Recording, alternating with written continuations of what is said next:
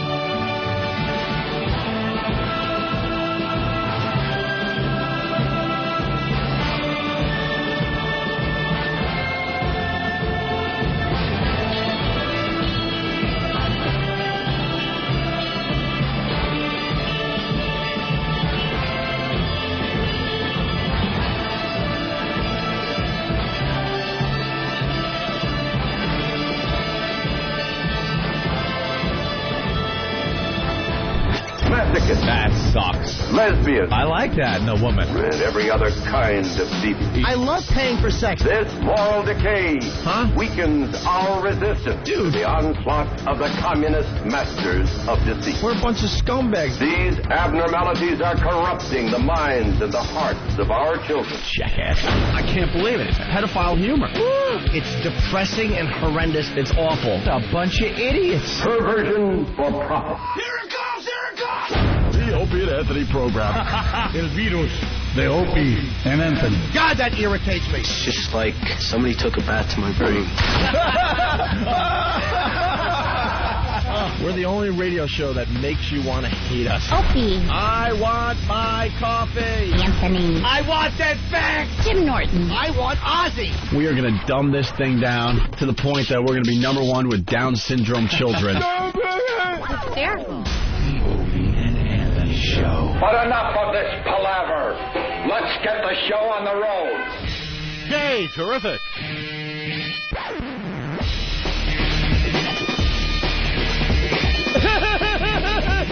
Okay, terrific. Is your problem, you insensitive asshole?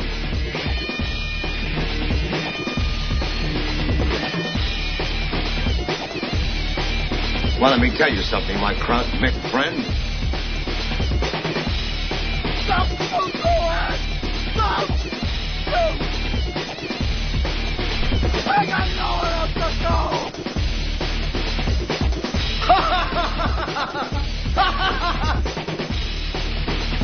Who taught you how to do this stuff? You, all right? I learned it by watching you.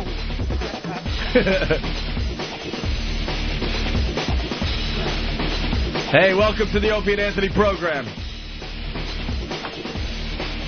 Hi. The O&A virus spreading across America. Thanks for checking us out.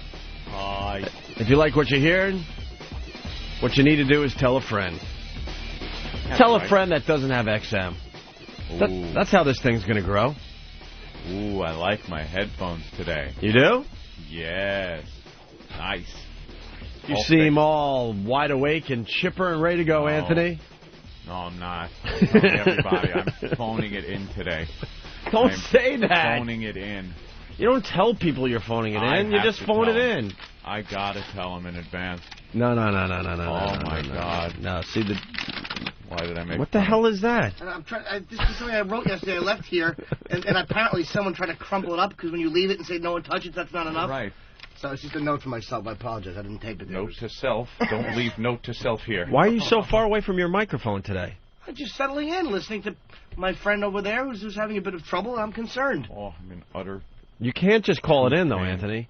Why? When you feel like crap, you got to make believe you feel really good. No. And you get the listeners excited. You trick them, and then you call it in. So impossible.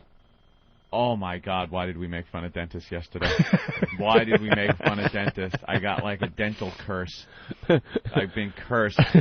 A cap that I've had on for, I think, 15 years. Underneath, something to happen. I started eating yesterday and noticed, like, when I bit down, it really started to hurt. So I made an appointment for the dentist today. And it just got worse and worse to the point where last night I got no sleep. I was like the elephant man trying to sleep sitting up. Because the second I laid my head down, you feel your pulse in your tooth. Oh, just the pain. I'm sitting up in bed, and I got a bottle of Captain Morgan because I didn't have any Jack Daniels around the house, and I'm swigging that and swishing it around by the tooth and then spitting it out in a cup because I didn't want to drink at 2 in the morning. What when is I this, get 1870? Jesus. Did they hold you down and do a little amputation as well? What the hell's wrong with you? Yeah, because there's so much dental care available at 2 in the morning. You know how much stuff they got for pain nowadays? Where? Huh? Well, it's called a pharmacy. Yeah, it's called a drugstore. It was 2 in the morning. Dude, Relive, Advil, those things will help with what you're going. You got to take it before the show. Oh my God, I got a medicine cabinet all filled with stuff. Yeah, Relive, Tylenol PM to knock me out. Stuff never seems to work for me. Sleeping pills. It's like aspirin. That's all I've ever taken for pain. So you were living like it was 1870, just swinging Captain Morgan.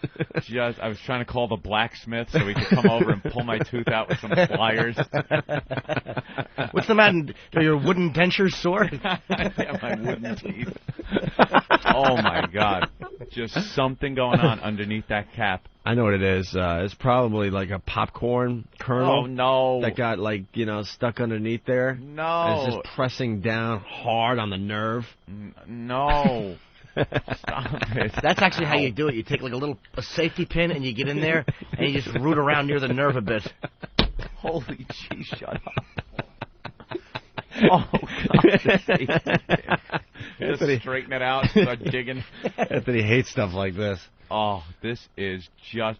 And I can't wait to get there and have the dentist give that Novocaine. Want to try this? Oh, a paperclip? I'll start rooting around in there. Yeah, for it's just a piece of food. It might be some of that tuna fish you were eating yesterday. Oh. There might have been a little bone in the tuna fish, and it got stuck under the cap. It's just tickling the nerve ending. Just going... I have those electric shocks coming out of my tooth right now.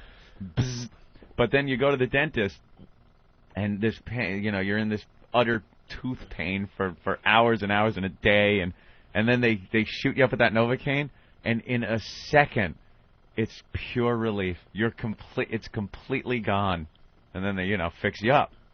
So I am waiting for that like a heroin addict is waiting for his fix. I'm looking at the clock going, when am I going to be there? When is she just going to take that needle and just shoot up the Novocaine and end the misery? Oh, toothaches are just the worst. Well, a lot of people calling in now, Anthony. Let's go to Paul on Long Island. Paul, what's up? Hey, I want to ask you something. That tooth at the crown, Yeah. was it root canal? I believe it was. So, because it has no nerve, so you must have an abscess or something under there now. Well, that's wonderful, isn't it? What's an abscess again? Just It's sort of an infection that goes yeah. beneath the gum. Yeah. Oh, great. So what you have to do is get some amoxicillin and Percocet, and you'll be okay. Yeah, there you go. Well, they're going to, pop the hood on that cap. Pop the hood and take a look underneath. Oh, you know what that might be, dude? If you have some kind of an abscess, that's when they have to go through the rotted-out tooth and root around on the raw bone that's actually in the jaw. Raw bone. They have to scrape around on the bone itself. I'll give you a raw bone. Being extra careful they don't hit another nerve down there. Oh, yes. Yeah, it's like a little farm of nerves. It really is just awful. Hey, I didn't want to say it, but maybe I'll let Ben say it from Jersey. Ben, go ahead. It's the curse of the pickled punk. Told you. I told you. You didn't want to take him out of the bag yesterday. That's what happened. That's right. You wanted the pickled punk to suffer in that box. Not suffer, stay in the safety. No, that's what happened. You let him out. You asked, who let the punk out? I let Who let the punk? Who let the punk out? I decided the pickled punk needed to breathe and see the light of day, and you were the only one that said no. You said no, leave it how it was, trapped in its little box. Should have left him alone in there. He was fine. Are you starting to believe in the curse of the pickled punk? Starting? What do you mean starting? I was never a disbeliever. You were you didn't show the pickled punk any respect yesterday. You were talking bad about dentists, and now something that you have not even worried about in 15 years just pops up like that overnight. Oh, really is just the worst. How the hell? Oh, I haven't had a toothache in years and years and years and years. Well, let's go to Jason on Long Island. All Jason, I can remember, and all I want is that Anthony, needle. Yeah. Just make sure you remember how your fly is before you go under. It's a woman dentist, so that's fine. She wants to pull my pants down. Hey, why not? Who am I to deny her? Yeah. You'll come back, you'll see that big, delicious hog helmet just poking out. I got a great line that goes with the bit we did yesterday, but I don't feel like saying it because I know it'll turn into a promo. Uh-oh, why? That's all right. I'm starting to think now, You can't just blurt out stuff to be funny, because then it turns into some homo promo. Homo promo? Homo promo. Remember how you were saying, the horny dentist yesterday and how he has to, grab those tits? Yeah. Female dentist, you're in the chair. Oh, you think she's going to be, I need that hug! Exactly. There you go. Zip. Now that will be in the promo and not me saying it. Why don't you chomp down on this a little bit? That will help. Yeah, let's give him some tinfoil. What you do is you line all of your lower teeth with tinfoil, and you go. Oh, no. And you wait for that metal clank. Oh. Stop it.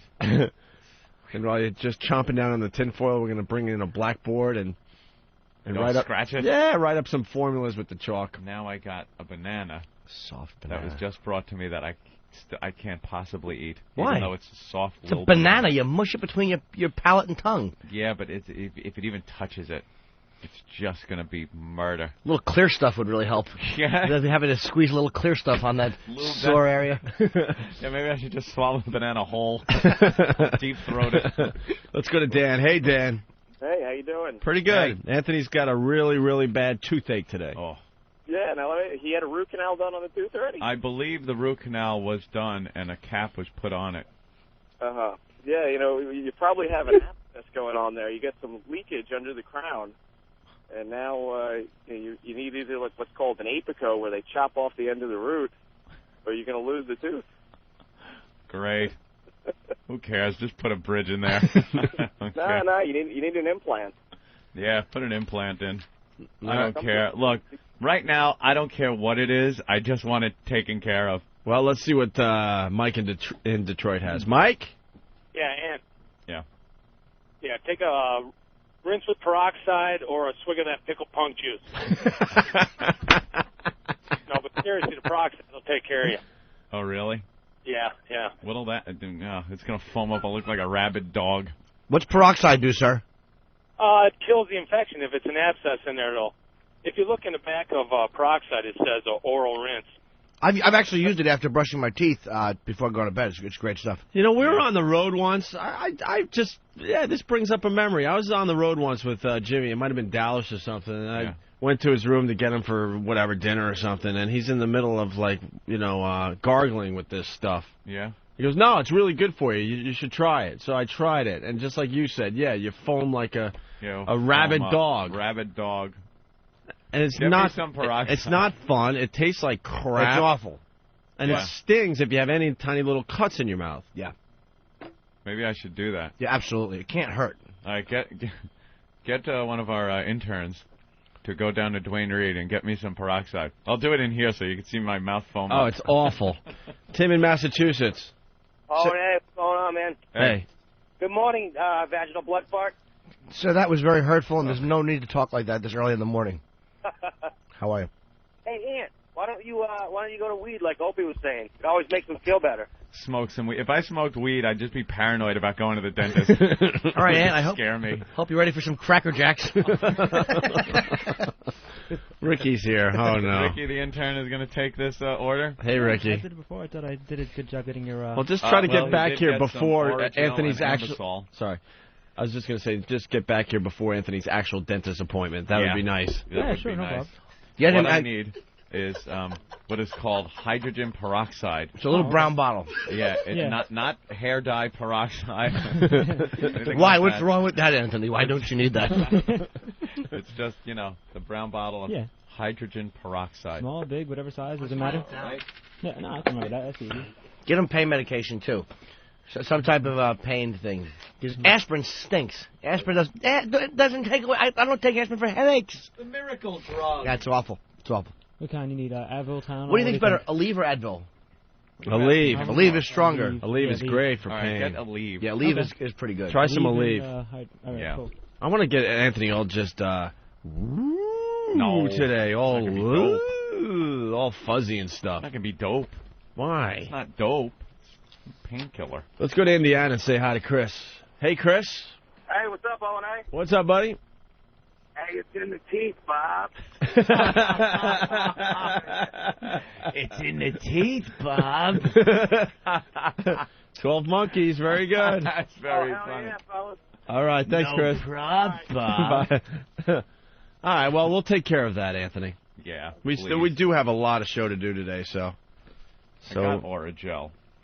I got Oragel and Ambisol. People are calling in and writing saying... Did you try the Ambisol? I tried the Ambisol. Sol? That works for maybe 0.03 of a second. What about the Oragel? I'll try it. Yeah, the Oragel might help a little bit. Oral pain reliever. See, that's where you and I are so different. Why? If I had what was going on, I would be calling in and going, I just can't. I can't do this. I wanted to. Because I need my sleep and I need no pain to do this radio show. And I didn't either. Yeah, you didn't sleep at all last night, and you got a really, really bad toothache. So no sleep. I love it. Every day we have an excuse why we just call it in. Yesterday was a good show. I listened to the replay. Yesterday's show was one of the best shows we've done since coming to XM Satellite Radio. Can I have the scissor, Ben, please? All right. Got to open up my my Oragel. I had a weird moment yesterday as you opened that up. What happened? I was in the park, doing my skating like I do almost every day. And I'm just kind of sitting, hanging out, checking out the scenery. And Peter Jennings walked by. Oh, sick. It looked like he was walking with maybe his kids, or he has a very young wife, I don't know.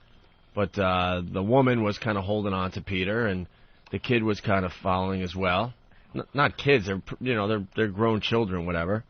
He's walking real slow with sunglasses. And we make eye contact. It was just one of those things. He didn't recognize me or anything like that. I'm not going to go down that road.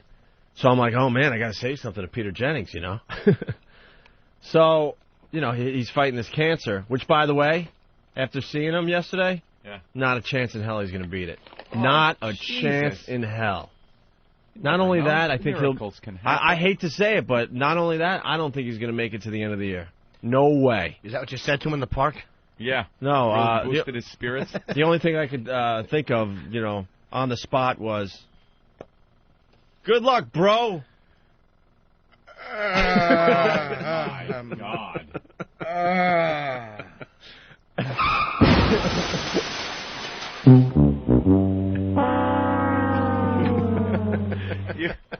Good luck, bro. You said good luck, bro? To Peter Jennings, the most articulate newsman out there, and that's all I can come up with. It's not Dennis Hopper, stupid. Right. You say when someone's like he's bowling. walking by, luck, bro. He's walking by really slow, trying to get as much fresh air as possible. Yeah. Looking really bad. His skin looks horrible, and I'm like, I got to say something. So I got one of the cancer bracelets on for Brother Weeze. So I forgot that part. I quickly showed him my cancer bracelet. Yeah. And went, good luck, bro. Like we have something in common, you know? Yeah. Oh, it was just awful. Oh. Did he stop to read the bracelets? No, but everyone has these cancer bracelets now. Everyone knows what they are. Everyone? No, I don't know what that is. And then I decided to play a song for him as I was sitting there on the park bench. Oh, this is a good song.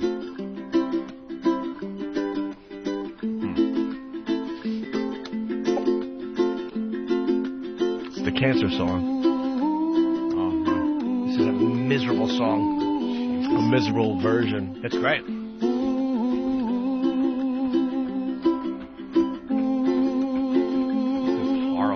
You don't like this? Or is it depressing? Depressing. It's the type of song you want to sit in your computer chair and just cry alone to.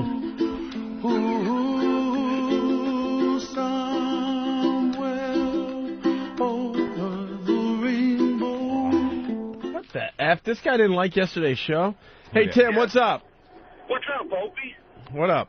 Man, y'all, they're lacing your marijuana with crack, man. Yesterday's show was not the best you've ever done, dude. I didn't say it was the best. It was one of the better ones since we came to XM Satellite Radio. Are you serious, man? Tippy Tom and Golden Buns was the best show you have ever did, man. That was the most hilarious shit I've ever heard in my whole life. That's the exact reason why I keep XM, man. This is the only, station I turn to. Well, I can't really argue that point. We got to get Tippy Tom back in here. Let me tell you another thing, man. You gave me a royal fucking on that worst stuff. They played the same shit over and over and over, just at different times, man. I did not hear it. You didn't have no Tippy Tom clips.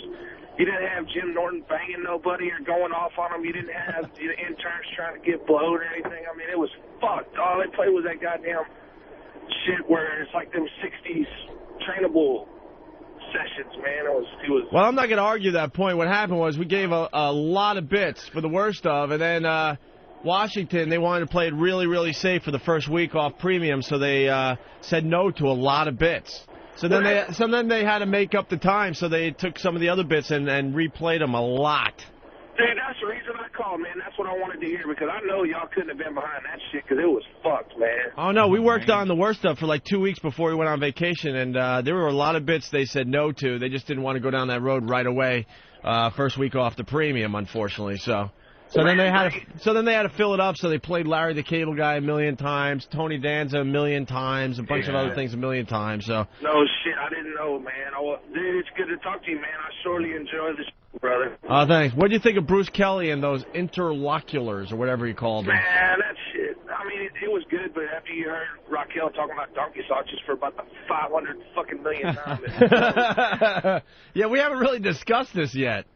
I mean, I haven't heard nobody call it, man, but it stunk, man. I mean, I'm telling you, I had to turn the fucking radio off. I was sick of hearing that. Yeah, that's what a lot of people said. They got sick of hearing the same thing 20,000 times. Stunk, man. All right, well, we're back. I mean, Norton was awesome. He fucked that trucker up yesterday.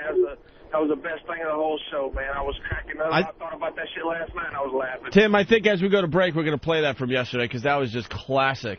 Absolutely classic. Awesome, man. Y'all keep up the good work, dude. I'm punching out, man. All right, there he goes, Tim. Hard work. Proving that we do have truckers that like us. The Dragon Wagon, or whatever the hell that guy's name was from yesterday, thought all truckers hated us just because he doesn't like us. Yeah, we have plenty of trucker fans. Well, we do have those interloculars, or whatever they were called. Interloculars? The Bruce Kelly production. Is that even a word? Huh? Is that even a word? Didn't he call it interloculars or something like that? What the hell is interloculars? It's like a line from Banana Phone. The interlocular? Interlocular. Where are those? Ring, ring, ring, ring. We got them right there. We got them right here? You want to hear some of these, Anthony, really fast? Oh, yeah, I want to hear it because people were just bitching and complaining that... Well, we had the worst of. You know, we were on vacation for 2 weeks, and a bunch of the bits, Anthony and I and Jim Norton, we introed ourselves. By the way, you know, every day at 6 a.m. on the East Coast, we have an hour of worst of, but there's new material in there because we're setting up all the bits and getting really silly and stupid. Yeah. But Washington thought it would be a good idea to have, like, Bruce Kelly, who we like, by the way. He does a morning show on the 80s channel. Kind of help out with the production and interview some of the cast members. And then he was just getting wacky with some really strange production that half the stuff I didn't even get. I didn't really understand what he was going for. This was his moment to shine, Opie. All right, well, let's play his inimitable fashion. Let's play the first one here. Anytime. O&A. How do you tell which one is Opie and which one is Anthony? Anthony's... Oh, well, obviously it's Opie because he sounds hairier than Anthony. The worst of O&A. What? All right. What? Did I hear that right? Hold on. Was that cut up or something? Hold on. Yeah, no, that's how it played. Love that one. I don't really get it. I sound hairier? What? Especially since you're blonde and Nordic, and you are the Italian. What does that mean? I don't know. I really don't know. Well, let's try the next one. Maybe it was just... You know what time it is for me all day long? 2:30. Club Soda Kenny joke. 2:30. All right, want to hear the next one as you open up your... Club Soda Kenny didn't understand why that was funny, though. He just thought it was funny because it was a before 3 time. All right, here we go, Anthony. Here's the next one. O&A. Opie and Anthony in the XM food chain are somewhere between the CEO and the lady who cleans the urinals. And she's really nice, but they're... Opie and Anthony are finally free on XM 202 High Voltage. Thank you. XM Satellite Radio's Bruce Kelly here with another Opie and Anthony Interlocutor. Opie and Anthony. Isn't everybody in a company between the CEO and yeah, that's the woman why that doesn't make toilets? sense. It's like everybody. It's that was kind of a weird compliment because it's like we're in between the biggest guy at the company, Hugh Pinero, and the lady that cleans toilets. Yeah. So how does that... What? It makes no sense. There's another one he has that's pretty funny. It's Opie and Anthony inhale, and their lungs fill with oxygen, and then they exhale. All right, well, maybe they got better as we go along here. Let's try this one. Opie and Anthony are finally free. That's the strength of our country. Now, back to the roast of Opie and Anthony. Okay, look. I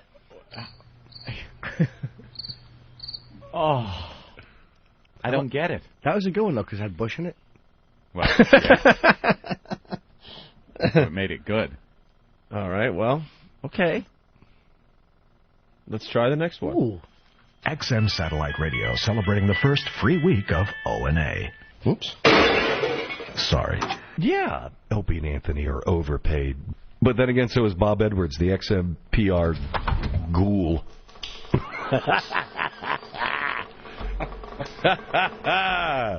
Oh, yes. The virus is now free.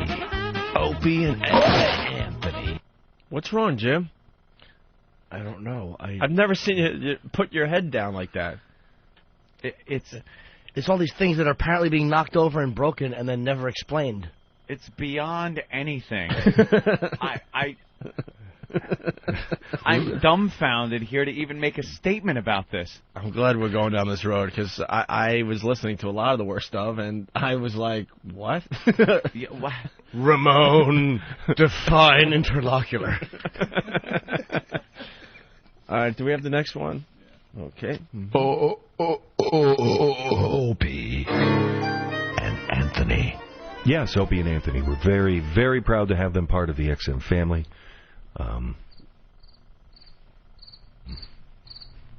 That isn't you putting the cricket. That's all that's coming out for right now. Anthony. He smells better, even on the radio. Opie.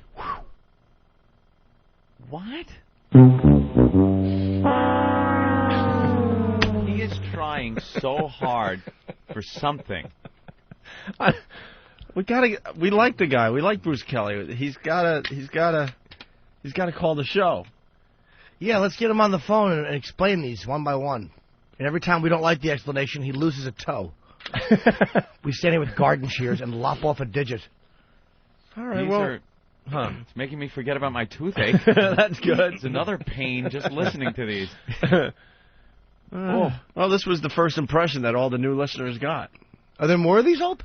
Just a few more. Ooh, sure. Good. Great. Hit the next one. Called someone a fart knocker. Hey, fart knocker. Wash my own mouth out with soap on that What is one. a fart knocker? I don't know. Dirty word. Nice work, Logan. Satellite radio. Now, back to the worst of Opie and Anthony.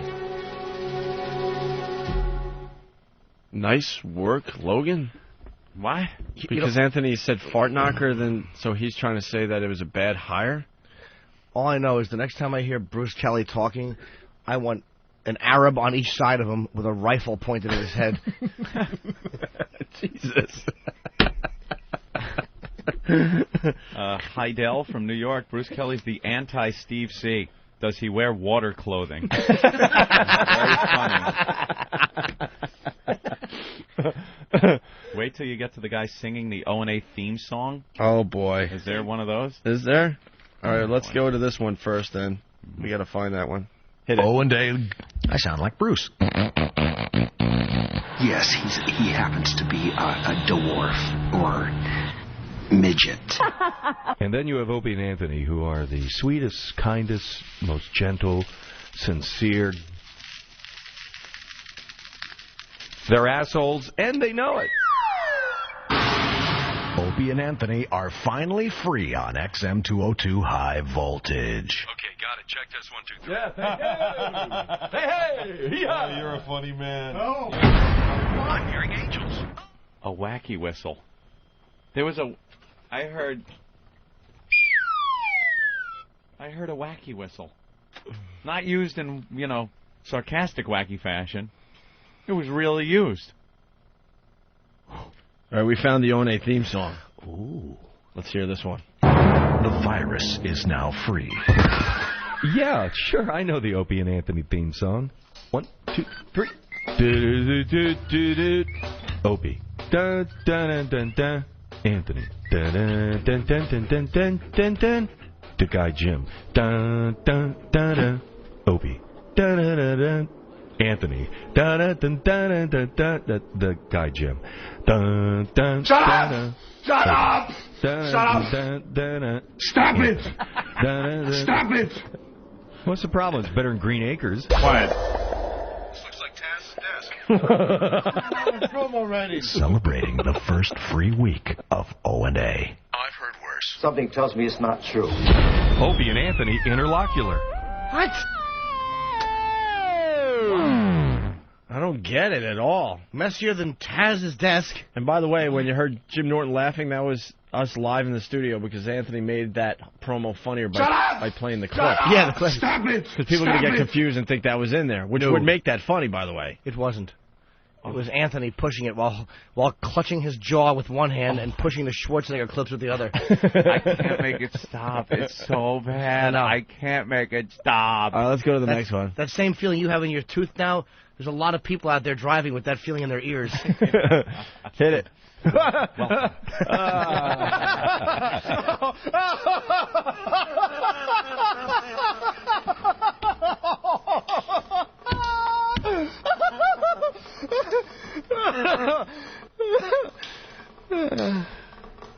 don't get it. The worst of Opie and Anthony. I'll warm up the car. Mr. Gunn. What? Warm up the car? Then get in it. And don't forget to seal off the window so that the exhaust fumes don't exit the vehicle.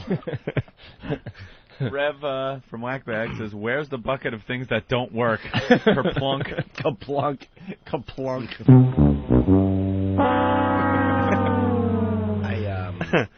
Let's hear the one about hairstyles.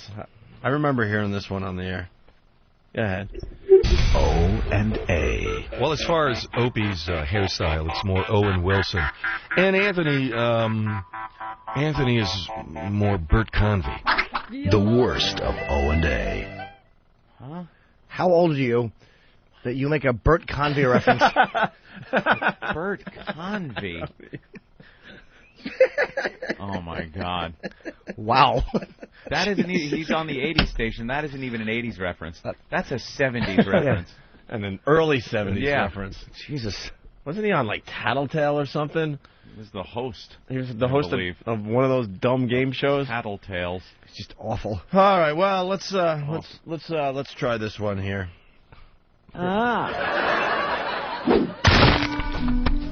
We got it all on tape, big guy.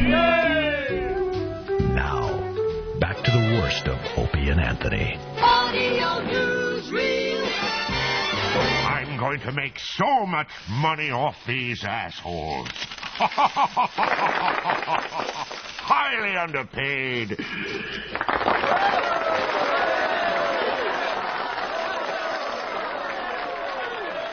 There's a theme in all this production. Yeah. I think he's a little jealous of us. I think he's a little jealous of us and the attention we're getting. Either that or he's working with a have whopping 3 sound effects. The change, the water dripping into a bucket. Mm-hmm. Okay, 2 sound effects he's working with. We have a very unique way of abusing each other. It comes across in a very special way. Yes. But he doesn't have that talent. I don't get it. I don't get it at all. Wait, the one thing I'll say about that on one promo, can you play the beginning of that promo? Please. Stop it. No, dude. My God. Not just for the laughs, because there's a couple of laughs in there, but I mean, there's one... Go ahead. You stop it.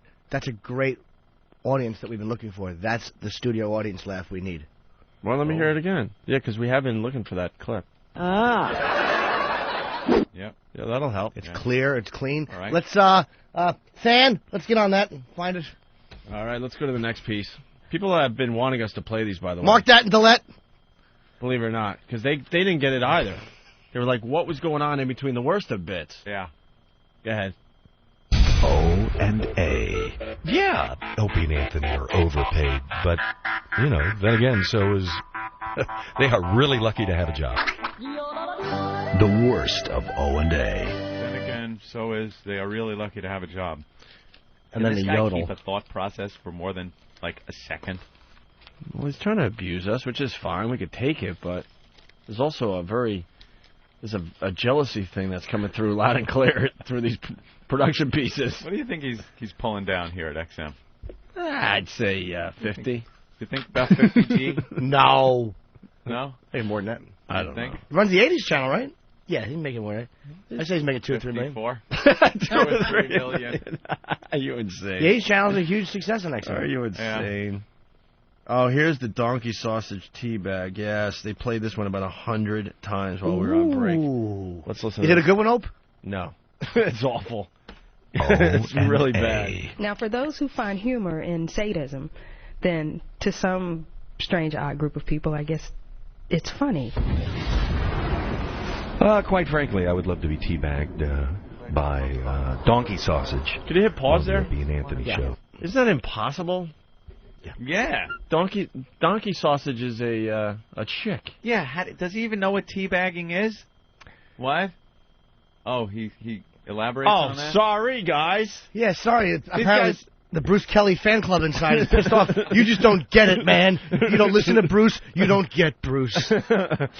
Oh, he's going to explain? All right, let's go. I do want to say one thing, though. Is there something... did they ever just think to go, all right, let's just redo that?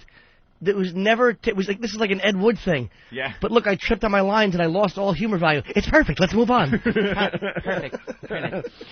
All right, let's continue. Quite frankly, I would love to be teabagged by donkey sausage on the Opie and Anthony show. Well, she's a girl. She can't teabag me. Oh, okay. But you never know with these guys. Oh, yes. The virus is now free. Opie and Anthony are finally free on XM202. Oh, high voltage. Oh my God! They just won't leave that stuff alone. What? What stuff? What? What are you trying to say? What are you trying to say? This is gonna make me weep openly. What does that mean? What does it mean? He screws up by saying the whole donkey sausage thing, the teabagging. Right. Then he says, "Oh, she's a girl," and then. But then you never know with Opie and Anthony. You never know with Opie and Anthony. So what does that mean? And then she still needs a dick. And then. Well, balls actually. And why would he want to be teabagged then if she did have a dick and balls and then what's that other stuff that was thrown in at the end? Horrible. I don't know. That one wasn't that bad because it kind of had like a whole donkey sausage thing, which I thought was pretty cool. Apparently, the other interns are big fans of it out there. Dude, wait, you didn't get to the funny part yet. All right, there's only a couple more here. Maybe 3. I don't know. Let's see. Play them slow. Let's enjoy them. Go ahead. O&A. Opie and Anthony have approximately 127 people to make the show happen, and that doesn't include the asswipe. The worst of O&A. Okay, terrific. So you didn't get that one? No. Could you explain that? Try it again. You'll get it. No, we're not. No, we're not. You missed something in there. O&A. Opie and Anthony have approximately 127 people to make the show happen, and that doesn't include the asswipe. The worst of O&A. See, what he's saying there is that this show, has like well over 125 people, and there's asswipes too, and like they were not even included in that final count. See. Oh, now it's hysterical. Okay, I get it. And the punching sound. Yeah, and then punching noises. Why the punching noises? It makes no sense. You know what would have been a good promo for O&A? Yeah. You play that awful Terry Schiavo and go, you hear the zipper noise, and you go here, shut up, bitch. And the sound of mule being sunk in mouth. Opie and Anthony. At least you would get a reaction. Of course. Who wouldn't laugh hearing that? All right, let's go to the next one. I would. What's wrong? Hawk. O&A. Somebody let him out of the cage! If I was to take a drug that would get me through 4 hours of the Opie and Anthony virus, it would have to be a morphine drip, a bong loaded with Leapramilch and ice cubes, a dilaudid suppository, and all the pixie sticks I could snort, and a nicotine patch, and Preparation H, just for good measure. Opie and Anthony are finally free on XM202 High Voltage. This is what Bruce is like when he's sitting in on the show too. Right. You know, when he comes in, Yeah. sits down in front of the mic, he just goes off like this. He's a big fan of the show, but I understand. But it doesn't really have a place with this show. I disagree. I think the last one, because it listed a bunch of drugs. Proven, by the way, that no one is running the channel, but we're making changes as far as that goes. Yeah. Because there's no way anyone would have approved this production. Uh-huh. Right? I doubt it. Because don't you think someone would have sat down with these production pieces and went, well... They don't really fit the show. They don't fit the show. They don't really get the point across about Opie and Anthony. Yeah. There's no real humor value in this stuff. You're using the same sound effects over and over again.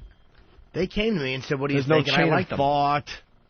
That's funny, that last one. I mean, thank you, Bruce, and all. Yeah, he tried. Effort. He tried. Goodness. Can we play the drug one again, Opal? We hear No, the no, that's okay. That was a pretty funny one. No, it was way too long. We got. No, I guys. swear to God, we got 2 left. Guys. We got this one and one more. Go ahead. We got it all on tape, big guy.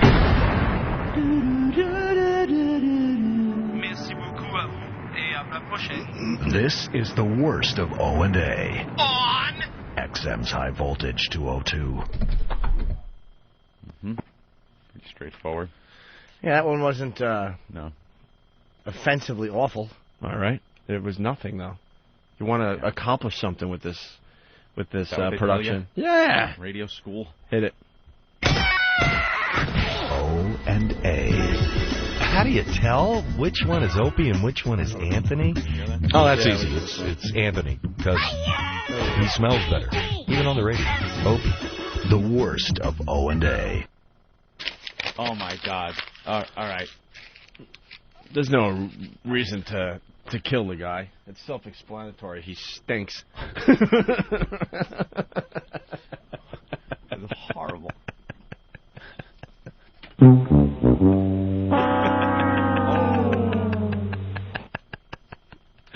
What's wrong, Jimmy? What's wrong? Kelly's Plinko chip fell into the zero. God. Oh, God. Well, thank you, though. Thanks for helping us out, I guess. Thanks for helping us out, I guess. Thanks for taking the 3 minutes in the studio to really think out what you said. At least he lowered expectations, so now people are like, wow, these guys are a lot better than I thought they were. That's true. Wow. Wait a minute. What about the interviews? I heard the interviews were really funny and really interesting, like with a lot of the. Come on, dude. We don't want to. What were the other shows? I'm telling you, he had. We don't want everyone turning off the show. No. I heard an interview with Frenchie. I was captivated by it. It was great. He's like talking to these like extra people. Stop, dude. We really do have other things to do today. Like what? But people have been encouraging us to play those because they didn't get it either. A lot of email on the production. Yeah. You really want to hear the Frenchie? It's long. Oh, no, it's great, though. It's really interesting and it's really funny. This one I heard. What, Ben? I'm with Jim. The Frenchie stuff is great. Wait, I can't. Hold on. No. All right, go ahead. No, the Frenchie and Earl stuff is great. Are you kidding? I didn't hear the Earl stuff. I just heard Frenchie interviewed. All right, let's. And I'm like, this is actually here's really the other interesting and funny. Here's the other thing that Bruce did, and he did an okay job with this stuff. I don't know. I didn't hear the Frenchie one. I haven't heard any of it. It's great. I actually enjoyed this stuff. I thought it was, to hear Earl try and explain what the show is about. All that stuff was good. The production pieces were just awful. No, they were all right. They didn't accomplish anything. They really didn't. He was trying to be like one of the guys because we spend all morning just smashing each other in the face, and it just didn't come across. Yeah. Well, little off the mark. Little off the mark, right here. All right, here we go. Here's the Frenchie interview. Frenchie is a legend on the O&A virus. Yes, this is me, Frenchie, and I'm not a virus, but I am quite funny when I want to be. How did you become part of the O&A virus? Well, there was, 6-7 years ago when the guys was in the WNEW. I called up one day and I wanted to cook some rats for a Survivor show when the first Survivor show came out. Cook some rats? Yes, some guy brought some live rats and I called up to do the show. Are you a legitimate chef? Yes, I am. I'm a French chef in a French restaurant in the Upper West Side. Cordon Bleu? Not Cordon Bleu, but it's a bistro restaurant, but I trained in France, yes. You were a legend on the Opie and Anthony show, and so far on XM I hear you've bombed. How come? Well, one of the reasons is because they're there in the morning from 6 to 10, and I work nights. They now have new hours, 7 to 11. 7 to 11, yes. That's a little bit better, but the thing is, I work from 2 to 11 o'clock. Now choke yourself! Night. Don't pull my fucking hand over there! I said choke yourself! In the morning, go to sleep. I don't get up before 12 or 11. What's the difference between Opie and Anthony? Wait. On I can't just stand by as this goes on and on. Are we listening to what time Frenchie wakes up? Yes. Is that what the interview is? Yeah. Where he works? Yeah. Why? It's his schedule. He works till when I get up. Right. Look at Ben. I've never seen Ben laugh harder. He's hiding way over in the corner, losing his mind, and his head still pokes out from behind the seat. See that? Oh man, when Ben gets laughing, it is the best.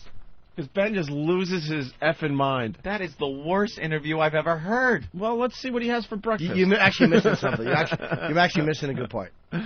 Shut up, Jim. Well, it's good. It gets good here. What, Ben? Why are you laughing so hard? I just think it's funny. Well, half the reason I think it's funny is because Frenchie calls me up during this whole thing. He goes, "Oh, he's telling me how great his appearance was and how he hurt himself and how he's wants to tape it." I just think it's funny because Frenchie's just bombing. It's awful. I know, but that's what's funny about it. It is horrible. a horrible interview. It's terrible, but Frenchie was all proud of it. Bruce trying to make something of this. Really? 11 o'clock, 11:30 at night. By the time I go home, I stay up to 2 o'clock in the morning, go to sleep. I don't get up before 12 or 11. What's the difference between Opie and... Look at man just losing his mind. We have Frenchie's schedule. Now everybody knows what Frenchie's schedule is. Oh, man. Anthony on Stinky FM and Opie and Anthony now on XM. Well, they went totally level up. They actually doing actually what they wanted to do for the longest time since I've known them. Since I know them. Since I know them. Oh, my God. Where are the goose-stepping Nazis when you need them? Opie and Anthony on Stinky FM and Opie and Anthony now on XM. Well, they went totally level up. They actually went doing actually what they wanted to do for the longest time since I've known them. They get to say everything. Since I know them. Since I've known them. Since I've known them. Since I've known them. It's an N at the end of that word, you dummy. Uncut bombing chimp. I'm with Ben. This is really funny after all, man. Did this but air? No, yes. I heard it in L.A.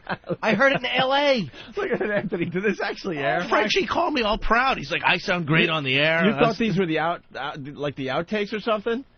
See, if you're a hardcore listener of the show and you hear this, there's some laughs in it because you know Frenchie and how stupid this is and goofy and he's giving his schedule. But to a new listener, and that's what you're trying to attract, this is just dog shit. You wouldn't listen to this if it was Wolfgang Puck, like talking like this, his schedule and cooking, like a world-renowned chef. This is Frenchie talking about his schedule and what time he gets up. Let me tell you how I sharpen my knives. Well, I'm well rested from my vacation. This stuff ain't going to happen anymore. I guarantee it. Opie, what about the rest of the interview? I think they want. They're not strapped to regulations anymore, which is a great thing. Describe Opie and Anthony in French to all the XM Nation. Oh, my God. Oh, my God. Now he's going to do it in French. A bad interview in another language. Strap in, kids. What's next? Could you just think of things about O&A? Le show de Opie and Anthony est super et il faut que ça continue tout le temps. You have 30 seconds to now sell Opie and Anthony to all members of the XM Nation that have never heard them, but do it in English. All right, guys. So you have to get it because it's the greatest show there is on the market. You got to get it. It's great. You could listen to this thing. It's unbelievable. You will piss your pants out. Even if Oh, my dear, sweet Jesus Christ. It's a little long, but that could be a message board name. Piss your pants out. Piss your pants out. Oh, my God. Is that just atrocious? Wait, there's a little more. Ooh, a stupid foreigner can listen to it and like it and laugh its ass out. Well, I don't know. Ass out? What a nervous. Really thought this was going to be your segue back onto the show, didn't you, stupid? This is the only airtime he's had in 4 months. If a foreigner can listen and laugh its ass out. Laugh its ass out. You're calling yourself, it puts the lotion in the basket. It laughs its ass out. What you need. Just listen to it, you'll like it. Frenchie is part of the O&A virus. Merci beaucoup. Bonsoir. Merci beaucoup à vous et à la prochaine. I hope that last thing was you stink. Paul on Long Island. What's up, Paul? Play the Bob Kelly one. That one's great because that guy is the funniest fuck around. Bob Kelly? Bob Kelly? Yeah. Yeah, it was fantastic. All right. Well, I didn't hear that one. Did he just give us a Baba Booey? Did he? Baba Booey to you too, sir. Wow. In a time warp. 1987. Yeah, he really got us. Yelled another show reference. Oh, wow. You want to hear the Bob Kelly? Yeah, why not? 10 this, maybe we could end this on an up note? We'll try. All right, well, here's an interview with Bob Kelly. Oh, by the way, with Bruce Kelly. The Kellys getting together. B. Kelly. Two Kellys. Hi, Bob Kelly. He's one of the Opie and Anthony virus freaks.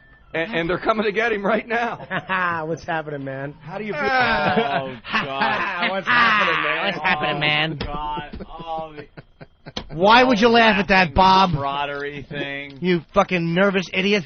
Was that really a big laugh getter for you? They're coming to take me away. Ooh, aha. Yeah, you're right, man. He's trying to sound all relaxed, and then what's happening? Bill O&A now on XM and totally uncensored, totally free. You're a stand-up comedian. How does that let you loose here on O&A? It's fantastic. I'm so glad they're free. Now, I just want to know, do I get my $2 back for the last 8 months? But, yeah, it's fantastic. It should be free. More people get to listen to these two gentlemen, Opie and Anthony, get more fans, and then they can take over the world. I think that's their plan, and be number one in the universe. Why do you like being a part of the O&A show? Because they have, they're the best fans in the world. They have the best fans. No, I'm just kidding. They don't. Their fans are evil, atrocious creeps, but that's why I love them. O&A, because they're the best. They're the best. You get to say what you want. They're the funniest thing on the radio. The absolute truth. You get to say what you want about fucking a sink. Where else could I tell people that I fucked a sink when I was in juvie hall? What show will I be able to tell that on? The Today Show? No. The FCC. This is what I. This is why. The Today Show? Yeah. Oh my God. They're calling too. The fact that Bob would just say something. You should have mentioned an internet radio show at that point, not the Today Show. Where else can I mention this on IATA? Is Bob would say something and then just repeat it? Yeah. It's the best show on the radio. Dude, on the radio? This is the best show. Best show. On the radio. Oh, what a ninny. A sink when I was in juvie hall. What show will I be able to tell that on? The Today Show? No. The FCC and censorship on the radio. I think that satellite radio is the new cable, like cable television, man. You finally get to hear what people really think. And creeps like me get to get on the radio, finally. How many terrestrial radio shows I've done and had to talk about how my mother used to hit me as a kid. And I actually told this story when I was in juvie, how I used to fuck a sink. I get a lot of emails now about people, and they got it all wrong. They think I actually fucked the whole sink, or I actually fucked the drain of the sink, which is physically impossible. I actually just lied on top of the sink, put my hand on the edge of the sink. You lied on top of it, did you, grown man?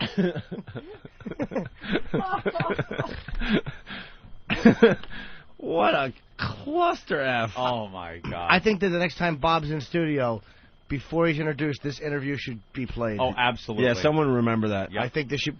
Now I sound like I'm underwater again. Really? Really? Yeah. How'd that happen in I don't know. 2 seconds? Do you hear it? No. I hear it coming through. No. It's not about you. Relax. No, but I can hear it. No, it's but not. Opie, It's not really happening. Stop. All lubricated, Yeah, and then I pushed my mule inside of my hand. And the sink, all it was leverage. It was just leverage. It was a place that I could put my hand where it would be sturdy enough. I could just pump it. Me pumping the hand instead of the hand pumping me. So it's actually like having sex. They're in fucking the sink. So please do it right. I don't want people getting hurt trying to fuck the drain of a sink. 30 seconds. Tell me about Opie and Anthony. Uh-oh. These two guys are actually breaking ground, making new radio, making history.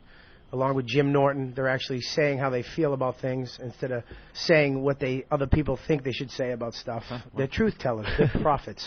They're actually close to Jesus Christ of the modern day age. They give men what they want. Boobs on the highway every Wednesday. God bless them. God bless Opie and Anthony. Bob Scott, you're great. Bob Scott, you motherfucker. It's Bob Kelly. I'd stab you right in the neck with my fucking pencil right now. Bob Scott, you stink. I wouldn't mind that if he didn't say, with my fucking pencil right now. Yeah. Kind of tripped up on that a Yeah. little bit. You gonna introduce Vern Presley, are you, stupid? And who carries around a pencil with them? Exactly. I would sharpen it in my manual sharpener and then stab him in the neck with it. All right, I'll stab at you with my quill.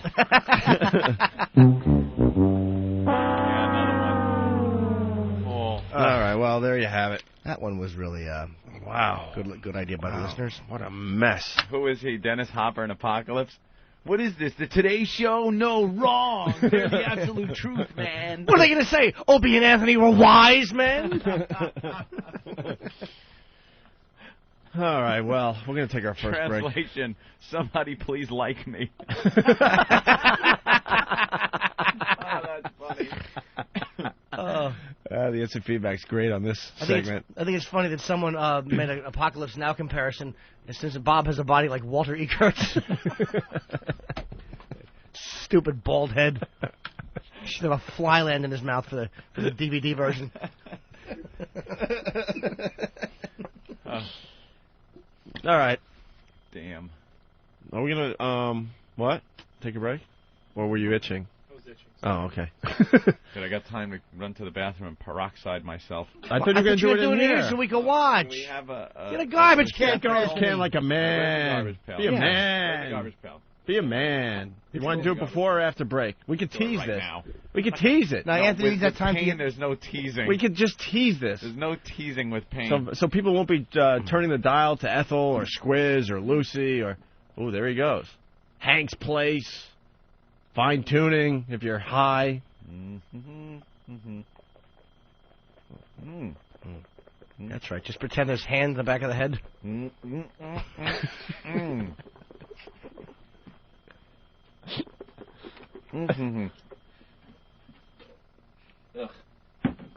That tasted lovely. Oh, I'm foaming. Oh my God, is that annoying? Wow. Mad dog, mad dog. Mad dog! Ah! You know what we really need now? Oh, my God, it won't stop. I told you. It would be really funny right now is to change sound effects and then just peroxide. Haha, Opie and Anthony. Peroxide. Well, I hear he rinsed his mouth out with peroxide, but that Opie. That's one. That was one. Good. Got printed perfect. All right, well, we're going to break as Anthony's mouth continues to foam. That might prove that it's an infection, though. That stuff stinks. The foaming is when it hits some kind of infection, right? No. I think it's when it hits anything. When peroxide hits anything. Yeah? It can hit a sterile floor in an operating room and foam. All right, well, we're going to do a little something and continue. Like sand through the hourglass, so is the O&A virus. Let's say hi to Dragon Wagon. Yeah, guys, you totally. What? What? You broke up. We can't hear you. Sir? Totally offended me today. We totally. I was an over-the-road truck driver, and this doing these things that you all are talking about is ridiculous. What are you talking about? The what thing, sir? Did you take an antihistamine before you call next time, you clog-nosed idiot? You guys are disgusting. I mean, you know, I turned it on. I'm calling XM and complaining about this channel. That's all there is to it. Really? Yes. What don't you like about the channel? Well, you guys are hacks. You want to be Howard Stern. I mean, you know, it's indecent. It's immoral what you're talking about. You know what you should do, sir? Right after you call XM, you should drink a fifth of Old Grandad and then drunk drive into a schoolyard. No one cares about you, or if you're offended, block the channel, stupid. It's an XL channel. You can block it. That's why XM has that. You need to F you. That's what you need to do, okay? I'm hanging up. Hey, good. Hang up, cancel XM, and drop dead. Let's not go that far. All right, don't cancel. don't cancel XM. Go to listen to XM Kids or something. Yeah, exactly. Maybe that's the wrong thing to say in front of Eric Logan. And this guy, now he's listening to himself. He'll be listening. Listen, I'm going to Sirius Radio. Good. Go to Sirius Radio. There's a fucking dog for the thing. They stink. You're going to have to drive a truck to have Sirius. Throw it in the back of the truck, you fucking hick. Die! See, get in front of me and I can run you over. Why don't you fucking blow your nose before you call a national radio show, you crank-doing jerk-off? Now he's listening to himself. Of course he is. He'll be listening. Of course he will. He'll be listening. He'll call tomorrow. And he doesn't even have the balls to say fuck you. We're uncensored, pal. You can say fuck you. I don't believe in that. You don't believe in that? You're a liar and you're a failure. No, I'm not a failure. Yes, you are. I'm an over-the-road truck driver. Why don't you have your fucking sinuses fixed? I'm an over-the-road truck driver. Yeah, all truck drivers are over the road, stupid. They don't go through lawns and pools. You redundant shithead. I didn't hear you, sir. I'm doing drugs and surviving an incest experience.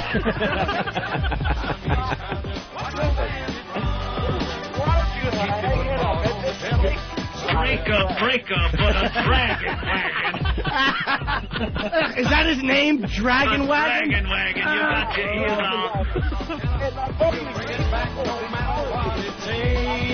Oh, yeah. I'm sorry, it sounded like you had more brains on the radio. We've got it on. A short time to Hold on, sir. Wait, so, is your name really, dude? Is your name really Dragon Wagon? You're a grown man with a name that rhymes. Hey, slow down with the weird grown-up names. Nah, that's a childhood name. At least it doesn't rhyme. It's not Mopey Opie. It's Mopey Opie, Slim Jim, and whatever the fuck rhymes with Anthony. I can't think of anything. Schmanthony. You don't understand. I'm out here busting my ass for you people to be doing your dumb radio show. How are you busting your ass for us, stupid? You're busting your ass to put food on your fat wife's table. We have nothing to do with it. No, you're the type that voted for George Bush, aren't you? You're the type that... No, sir, I don't vote. I talk a lot of shit, and then I sit home on Election Day. That's the beauty of me. But you're the reason the fuel prices are so high in this country driving... I'm the reason, you motherfucker! You drive a truck! I have a Saturn. I cruise prostitutes in Manhattan. Your food has to get there. You have fucking 80 gallons of fuel in your vehicle. I go a month on a gallon of gas. 43rd Street to 15th Street. Circle for 4 hours, back home. Opie and Anthony, the virus is spreading. Opie and Anthony, XM202.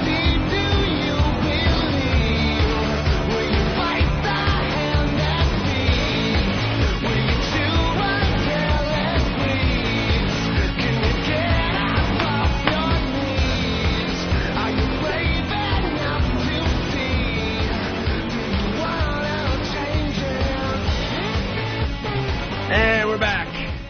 The O&A virus spreading across America. I'm being informed there's a dentist upstairs. There's a dentist upstairs? I should go up there and have him shoot me up. Why not? Or just put that stuff on that... Is the dentist a fan of the show? Welcome to my nightmare I had every day, Jimmy. Maybe they just traded my crappy headphone equipment with yours. Oh, what, your headphones are still... Yeah. They're fine-tuning, man. I know. The phones work great. Where I sit, everything sounds good. Anthony, you sound good finally, right? Yeah, I sound... You're too busy worrying about your toothache? They said I was a little low in the mix going out. Yeah, I noticed that. But it's because of the tooth hurty. Oh, I'm not talking as loud as I usually do. All right. Usually I'm a blabbering... Is there a dentist loudmouth. upstairs? That's what I hear. From who? These guys. So send someone upstairs to see if they could do something. Or just get that stuff that you rub on it. It would be cool to do this on the air. Well, just go upstairs with a cell phone. He's got a toothache. He's got an appointment at 1, but he's got to do a show, and it really is hurting. Oh, that would be cool. Yeah, we'll just do the show from the dentist's office. Norton was losing his mind during the commercial break about the Amityville Horror that they remade. The movie, they just remade the movie, and it got 0 stars in all the New York papers. It's getting just panned really bad. I didn't see it, but why would you remake a film that is... Why do you remake a movie that's 25 years old? It's just... It's enough with the fucking remakes, you uncreative Hollywood asshole. Well, the original was with James Brolin, right? Yeah. And Margot Kidder, I think. Oh, it was Margot Kidder. Right? See that? Yep. And it was... The original was a low-budget film. Doesn't hold up well either. Low-budget film that all of a sudden people just decided to, go see like crazy, and it ended up making like $80 million, which is a lot of money considering it came out in 1979, especially. And I'm usually with you with these remakes, but that seemed like a no-brainer. You update the movie with all the special effects and everything they could do nowadays. It could have been a really, really cool flick. It got 0 stars? 0 stars. Why? What are they saying is wrong with it? I don't know. How do you screw that up? We could go through the paper and see what they're saying. I just think interest in it. It's like, because back then it was like an interesting concept, but now who gives a shit? Yeah. It's kind of been debunked. Everybody has said, nah, it's a bunch of crap. The Lutzes have kind of come out and admitted that they, from what I heard, it's just crap. Yeah, people back then used to get really fixated by things like that and really, jump on it. But, yeah, they remade it. I mean, you know what it is? They're pulling out all these old horror movies because it's huge now. Things like The Ring and The Grudge and things like that. They add in those type of effects, that weird fast motion thing, and the little kid in the shadows kind of moving fast and stuff. All that they add into this movie. You're going to see a lot of these things popping up, remakes of these old horror movies with the updated... Growing up on Long Island, though, taking that ride to the Amityville Horror House, after you had a few, and late at night, oh, man, the house just flat out creepy. Yeah, from the street. Because of the image it had. Yeah, because of the history and all, sure. Anyway, is it still there, or did they... Yeah, someone bought it, and then I don't know. They remodeled the whole damn thing so it doesn't look like it used to. Oh, they took that like front face. Where it looked like two big eyes and stuff. Now that's like one picture window or something. I don't know. It's been a few years since I've been in that area, but Look at the big headline, Dullsville. Oh, it's great. Amityville Horror, Dullsville, and 0 stars. Haunted House remake should be condemned. That's terrific. That's terrific. Should be condemned. Hold on. Sal from Philly wants to get really sarcastic here. Sal? Hey, what's up? Hey.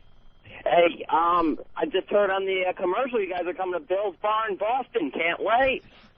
They're not replaying that, are they? I heard one yesterday for Boston. Nice. Yeah. Well. Hey, Norton. Yeah. I can't hear you, sir, because I don't have my headphones on. Oh, all right. Yeah, Norton's out of the picture for a little bit He here. might have tried to get you, though. It wouldn't have mattered. Sounded like one of those setups. So anyway, they're showing some of the actors from the movie in actual scenes. Yeah. In the review, and then they have a little bubble with little captions. Comic strip caption Yeah. bubble. And I guess this guy's supposed to be the good-looking guy in the movie. In his bubble, it says, "I'm not even good-looking enough to save this movie." And then they have like the couple clutching each other because they're all scared in a bathroom. Sure. And the guy says, "I'll never work again." And the female actress there says, "Hold me." Meaning this movie's so bad they knew it when they were making it. I'll never work again. Well, what's his name? What the hell is his name? He'll work again. He's done plenty of lousy movies. It's just annoying that the paper's trying to be funny and like cutting edge. Yeah. I want to review the guy's attempt at comedy because it stinks. All right, it ought to be condemned. And then you got the actress. I guess she's leaning over the roof or something, trying to hold on to somebody. Yeah, they're falling or something, and she's in a panic. And then the bubble caption that this guy came up with is, "Don't leave me in this movie alone." Opie, you're like Fiorello LaGuardia reading the comic strip during the strike, the news strike. Getting on the radio and reading the comic strips to the New Yorkers. Would people laugh at the funnies back then, these idiots? And he goes, and then in panel 2, there's a man smoking a Lucky and another colored gentleman is... Oh, it was back in the olden days. Having his Lucky put out with a fire hose.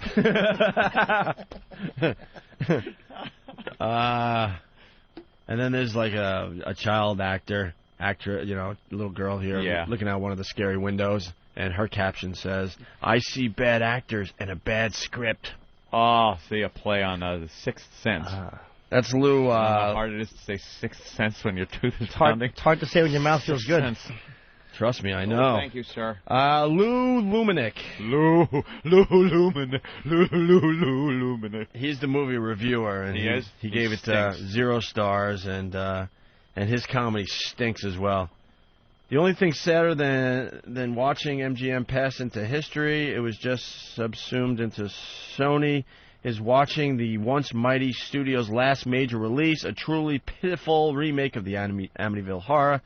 Even by the low standards of contemporary horror movies, this remake of the old American International Pictures' biggest hit is shoddily made, boring, and most shockingly without a single decent scare. Shoddily made. Shoddingly. Really, no scares in it? Shoddily, right, shoddily. I've seen some bad reviews for horror movies, but they're scary as hell. Yeah. Like the storyline sucks, and people go, "Oh, this is an awful movie." But you're just going there to kind of be scared. To be scared. Yeah, but this one doesn't even have scary moments. No. Well. No. I shan't be seeing that one. Ooh. Till I'm in a hotel room and there's nothing else to watch. He's back! Yeah, I'm back, but I'm back not to argue with you hacks. Oh. Me and my wife both got rid of the XM. We currently are getting serious. Yeah. I tell you what, you two are the biggest joke, and she is right now writing a letter to XM. Who is? My wife. Really? Oh.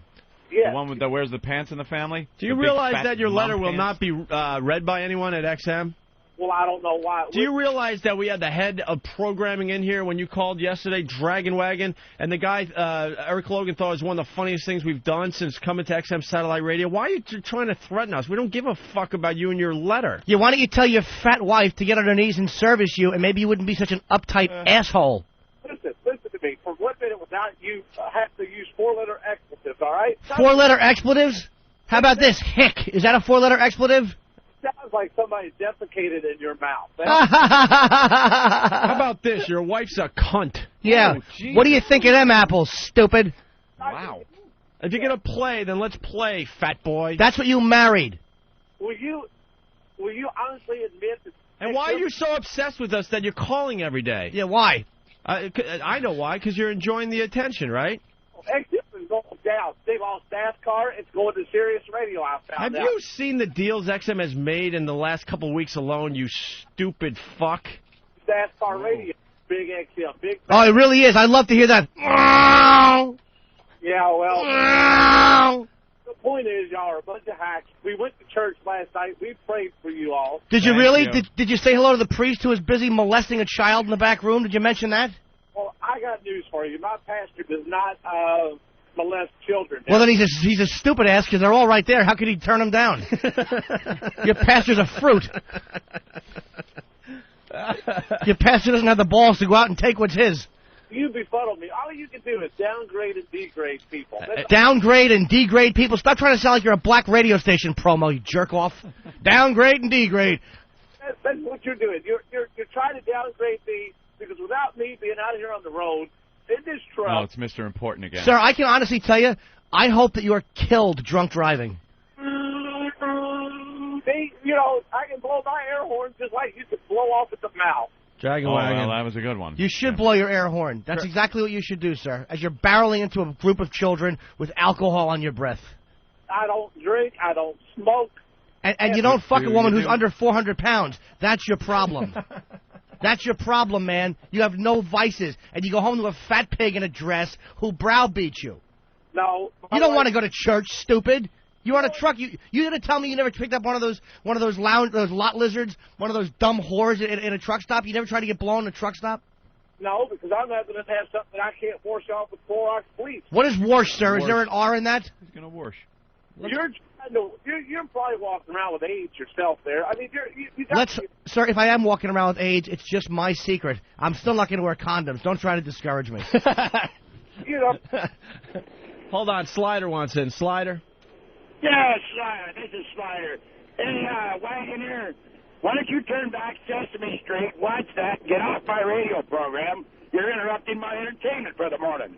I am trying to uphold a moral authority here. You know, there's... Well, do that on Sesame Street. Take that somewhere else. There are too many people like you in this world that are just sluts, that are just sluts. You and the people... He didn't cancel. Nope. No. He's still listening. Hey, Dragon Wagon, continue to listen. why didn't you cancel? Why did you just cancel like you said you were going to? You want to hear my Sirius Radio? Listen. Did you hear that? Yeah. Yeah, that's serious, baby. Uh-oh. So then stop thinking about it. Why would you call the Opie and Anthony show if you're listening to Sirius? Yeah. Yeah, because I wanted to get through to you all without that other idiot there. I'm already here, sir. I'm here every day. You dummy, you fucking dummy. You think I was just stopping yesterday? Take your Sirius and cram it up your wife's fat ass. Pound it up there with a mallet, you uneducated zilch. I'm going to get on my TV radio right now and broadcast the house does the XM is. And stop being so obsessed with us. If you don't like us, then you know what? Then stop listening, because I guarantee you still have XM in your rig. Radio, and maybe, you know, if enough people stop listening to us, then we'll just go away. And then you'll be a happy camper. So what are you saying, sir, that you got... Now, how do you have Sirius in your truck if you got so offended at Opie and Anthony yesterday? So you called, canceled, got your Sirius unit, and had it all installed by yesterday morning? Is that what you're saying, you fucking liar? Yesterday afternoon, I went home. You're a liar. And I went to H.H. Gregg, and I bought a Sirius radio. You are a liar. How? It's all portable. It just plugs into the... A Sirius unit is not portable, sir. They're fucking 80 pounds.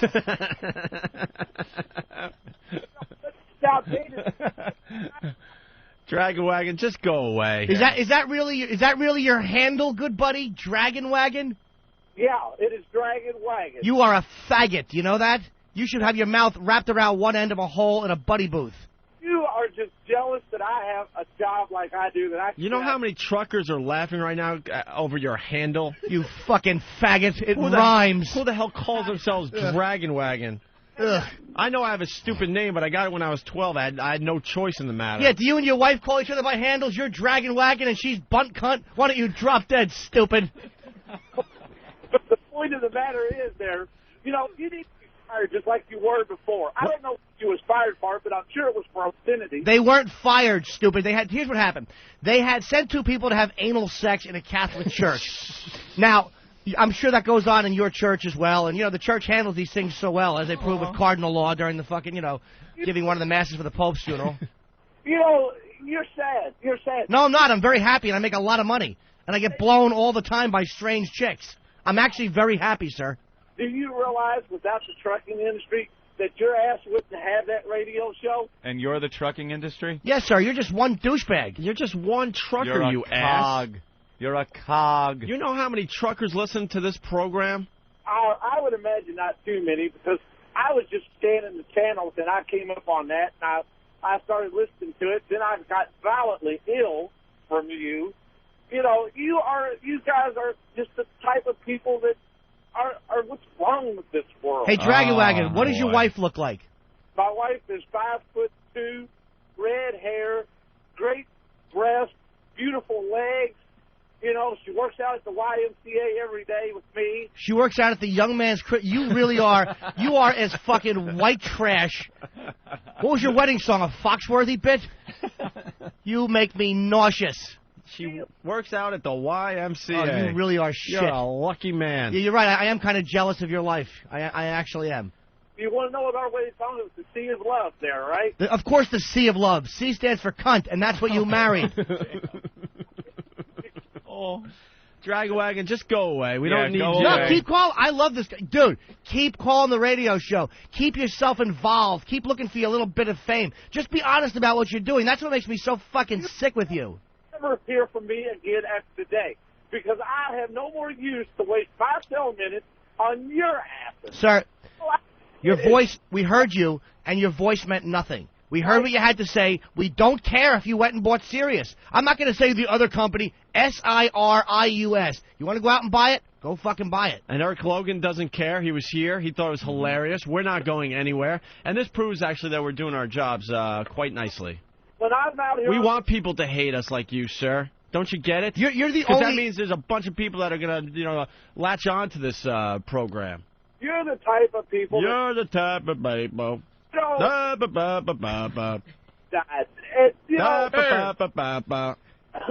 You can keep trying. So mature. You can keep trying, but you're not going to break us. Do you understand you're not going to break us? Ever. Ever? What did y'all do while y'all were on hiatus or fired or whatever? He knows a lot about us. I'll tell you what I did. I went to towns like yours and got blown by women married to guys like you who weren't home, taking care of business. And after the gig, I would take them out into the parking lot, and they would lean over, and these little church wives would... And I would send them back home, and they'd kiss dummies like you on the mouth when they got home. Well, I'm home every day. I work for an excellent company. I don't care who you work. Who do you work for? It don't matter who I work for. Why? You know who we work for. Why are you hiding? Why won't you admit it? Dragon, you know what I did? I just counted my millions over and over and over again. I'm like, wow, what does $1 million look like in all pennies? Oh, this is very interesting. Aren't worth. Is that the best you have? You're never going to break us. Do you understand that? No, you see, you think that you had the upper hand because you're the big rich guy. Exactly. No, actually, no, not really. I was poor just about my entire life. What comes around goes around, and, I'll tell you why. That was sir, you say some poignant things. What goes around comes around. Finish with that thought. That's a really interesting way to look at the world. Yeah, it's a stupid way to look at the world, because if you know how many people enjoy this show, that means we're doing a lot of good. Can't be so your stupid what goes around comes around crap doesn't work here. Comes around, goes around. Oh, how many Nazis lived a ripe old age in Brazil, living it up? There can't be. They didn't get their comeuppance. What comes around doesn't go around. There's at least sometimes. 1 or 2 in Queens still living. There's some real playing golf every day. And there's shuffleboard. some really good people that are dead. Exactly. Died early. Exactly. So shut up. Your logic stinks. You're not ready to make me cuss, okay? Why don't you just shut up?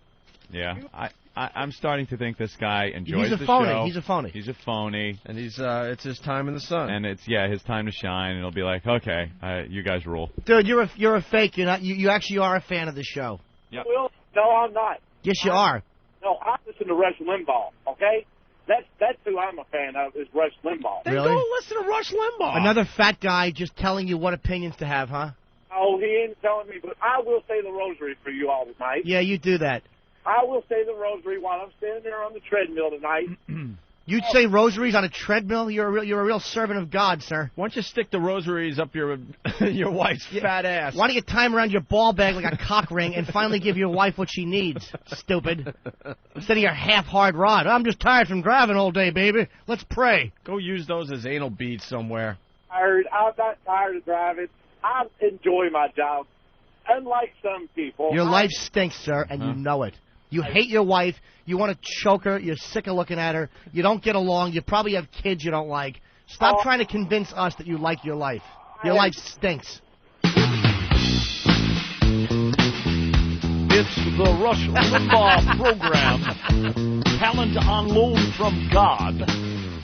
What? Dragon Wagon, you're on the air. What a douchebag. Bye, Dragon Wagon. He's a phony. Good. Yeah, he's a phony.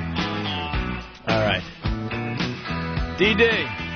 Wow. There Oh, my she God. is. I heard see you next Tuesday word. You guys said cunt.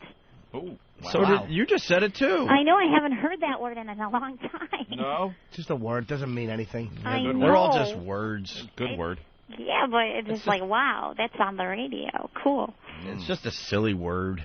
Yeah. Just a little silly word. So what's up, Dee? I'm busy doing traffic. I have Chicago, Mini, and I have Dallas. Dee Dee's doing Dallas today. Oh. Yeah. How's the traffic in Dallas, Dee? It's yellow right now. It's yellow? What the hell does that mean?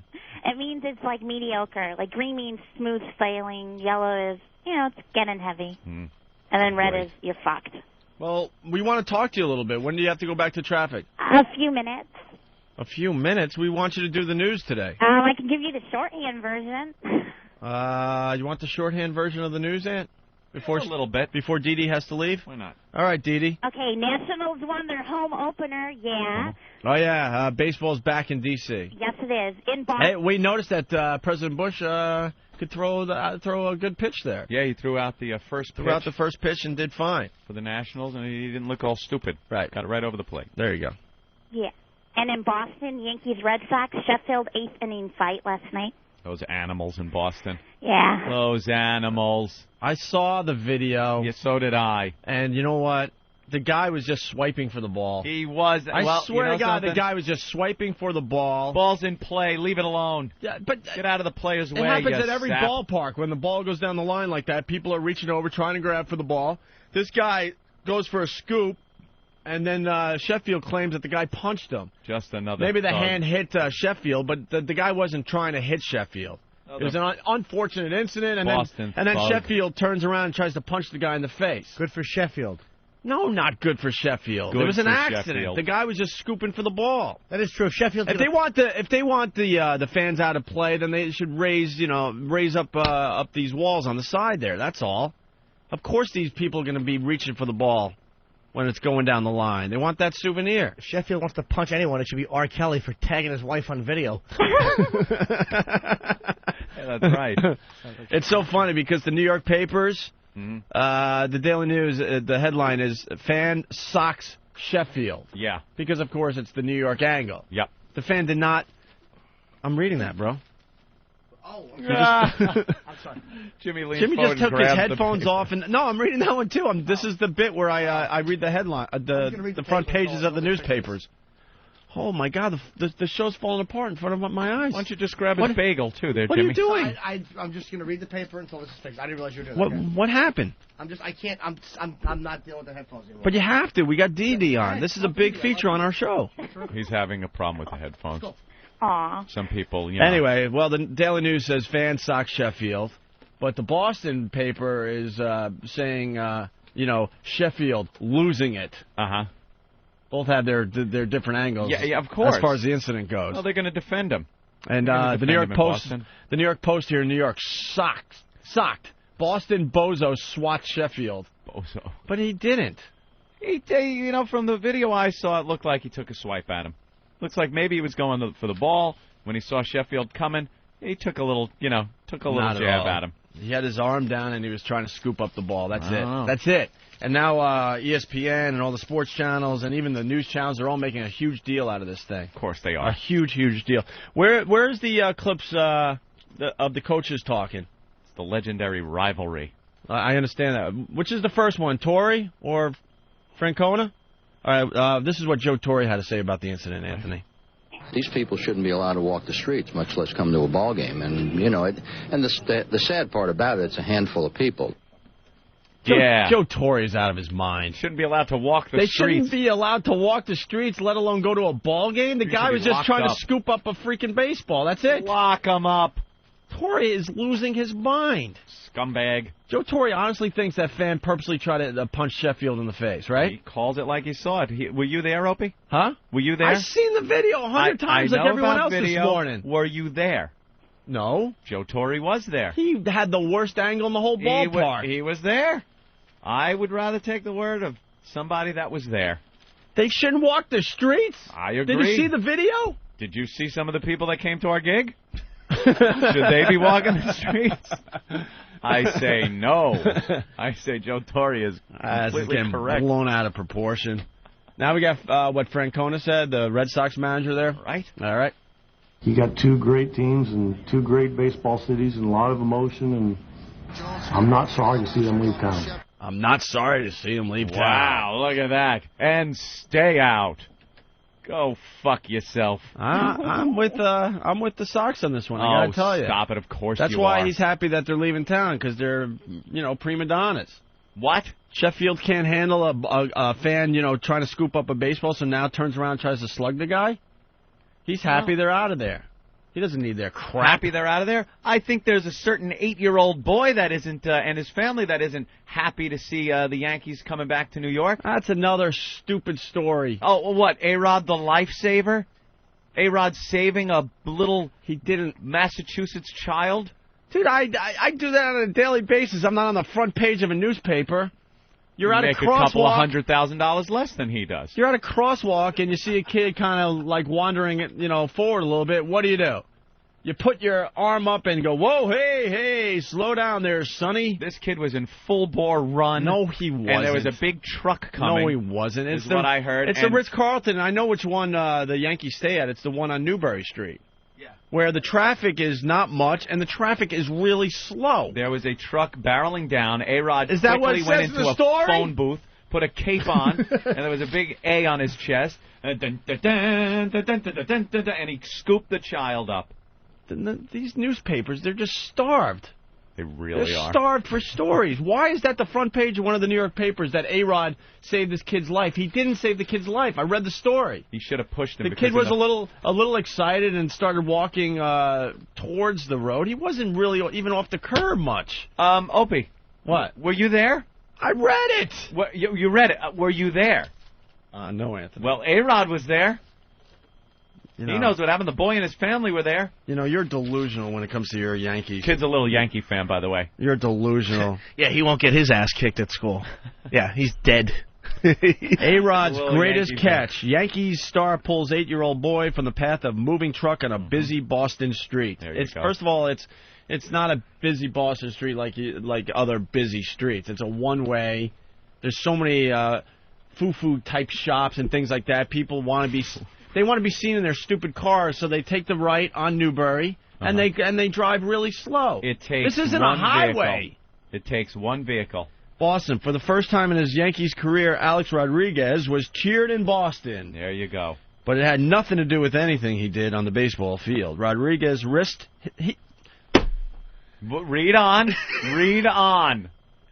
Read on and give the man the credit he deserves. How much does A-Rod make a year? $25 million, I think.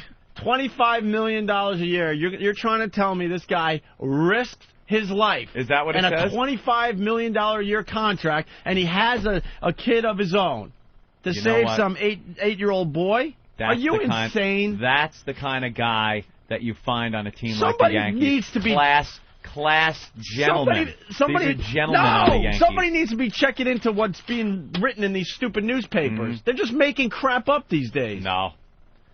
any Yankee would have done this. A-Rod risked his life Wednesday to save an 8-year-old boy from getting hit by a fast-moving truck on Newbury Street. Mm-hmm. The boy's father, Joe McCarthy, said last night, as fate would have it, the boy Patrick is a die-hard Yankees fan living in Red Sox Nation. I can't express enough gratitude, Joe McCarthy said. He saved my son's life. Yes, he did. A-Rod said he was about to enter a car when he noticed a truck heading in his direction and quickly decided to step back to protect himself. Then he turned around. He saw young Patrick running into the street and directly toward the utility truck. Yep. No kid just runs in the street toward a truck. Not this kid. A-Rod saved him. Maybe he was running toward A-Rod to get an autograph, and he was going to stop right at A-Rod. Fucking idiots. Because I've been on Newbury Street in front of the Ritz-Carlton, actually with Club Soda Kenny, and all of you stupid Yankee fans, when they're playing in Boston, they all hang out outside, right, Ben? That is true. Hang outside the Ritz-Carlton hoping to get a glimpse of their stars. Yeah. And possibly a photograph or an autograph. Well, think of the thrill they must have felt watching A-Rod save this child's life then. These fucking reporters should be shot in the head for not reporting it the right way. This is the right way. It is very obvious what was going on here. Yeah, A-Rod saved the child's life. No, A-Rod was getting into a vehicle. There happened to be a truck on Newbury. Yes, okay? He sees a kid running. The kid's not running right at the truck. He's running toward A-Rod to get an autograph. A-Rod was in a safe location. He could have been with a kid. He's going to run past A-Rod to run in front of a truck? He could have when been he was there to see Yankee players? Crossing the street? I fucking hate the news. Damn. I fucking hate the news. Every day I watch the local news in New York, and I just lose my mind. Yeah, apparently so. We can hear it I right now. lose my mind because they don't report accurately. A-Rod said he was about to enter a car. So he was entering the car, okay? Yeah. All these Yankee fans are outside the hotel like they do, trying to get their autographs and pictures. This kid is a diehard Yankee fan. He's got a Yankee hat on and a Yankee shirt. So all of a sudden he sees A-Rod and goes, oh, my God, that's A-Rod. There's one of my heroes, and starts running toward the guy, and probably with other people. All right, so he's getting into a car when he noticed a truck heading in his direction and quickly decided to step back to protect himself. When he turned around, he saw young Patrick running into the street and directly toward the utility truck. A-Rod said he acted instinctively during the lunchtime incident, grabbing the boy and pulling him back with him. See? I was trying to get out of the way, and the kid was running the other way, Rodriguez said before last night's game. He was about to run into the street, and I kind of just put my arm around him. We both almost got run over. Holy See? shit. He this saved just did him. not happen. This saved him. Did not happen like this. Super A-Rod. A-Rod almost got ran over in Boston. Saving a young Boston child. I'd like to see one of those Red Sox save a little New York kid. It was just unbelievable. Truly a God moment, the father said. A-Rod could have been seriously hurt, but that didn't stop him. Nope. It was the best catch of his career. Ah. See, and they even get a... Oh, my God. Oh, my God. You don't think it's fine. This is so stupid. Do you understand the stupidity? I know you're trying to mess with me, Anthony, but this is stupid. Yeah? Well. No, there's not one of these guys out there that would actually risk their life. Like to see Johnny Damon scoop up a little New York kid by the stadium. Yeah, he's too busy throwing water balloons out his window on the 34th floor of the Ritz. Oh, is that what he was doing? Yeah. Well, there you go. There's the difference. You got the Yankees are saving lives, and the Red Sox are throwing water balloons out the window. There you go. And pumpkins. And pumpkins. That makes perfect sense. Where's the class team? You don't deserve those rings, Ben. Oh, come on. Don't even deserve the rings. Come on. Yes, we do. And football season's about to begin, and you think that win World that again? Series? You think A-Rod's World Series ring like glimmered in the sun as he put his arm around that child? A-Rod World Series ring? What? You saw the. A-Rod doesn't have a World Series ring. Well, it really doesn't, Anthony. Jesus Christ, we didn't know your players. My God. I just assume everyone on the Yankees has one. Oh my God, you fair weather fan, Jesus. Damn. You know, you're right. Isn't it about time to jump off that wagon? Yeah, probably is. You already started hinting the other day that you like the Mets. Yeah, well, I do kind of like the Mets. I like the Nationals. I'm going to be a Nationals fan. This is just stupid. The saddest thing, it's on the front page of the paper. That's what pisses me. Do you know what's going on in the world, and this is the front page? There was a hotel fire in Paris? 18 people actually died. Died, yeah. Mm-hmm. We got that guy over in Iraq. Unfortunately, Frenchie wasn't one of them. The hostage guy that decided to go over there and sell bottled water or something. Oh, and poor bastard. And now he's a hostage. That's begging for his life. That's a little more important than this fake story that they came up with. That could be the world's worst photo op these days.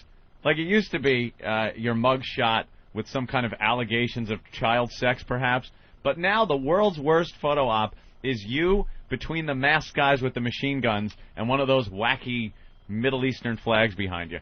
That is the photo you never, ever, ever want your face to appear in. And that guy is in there just going like, oh, now it's me. I'm the guy. I can't believe I'm here now. Awful. It really is awful. Animals. I think that story's a little more important than this made-up crap.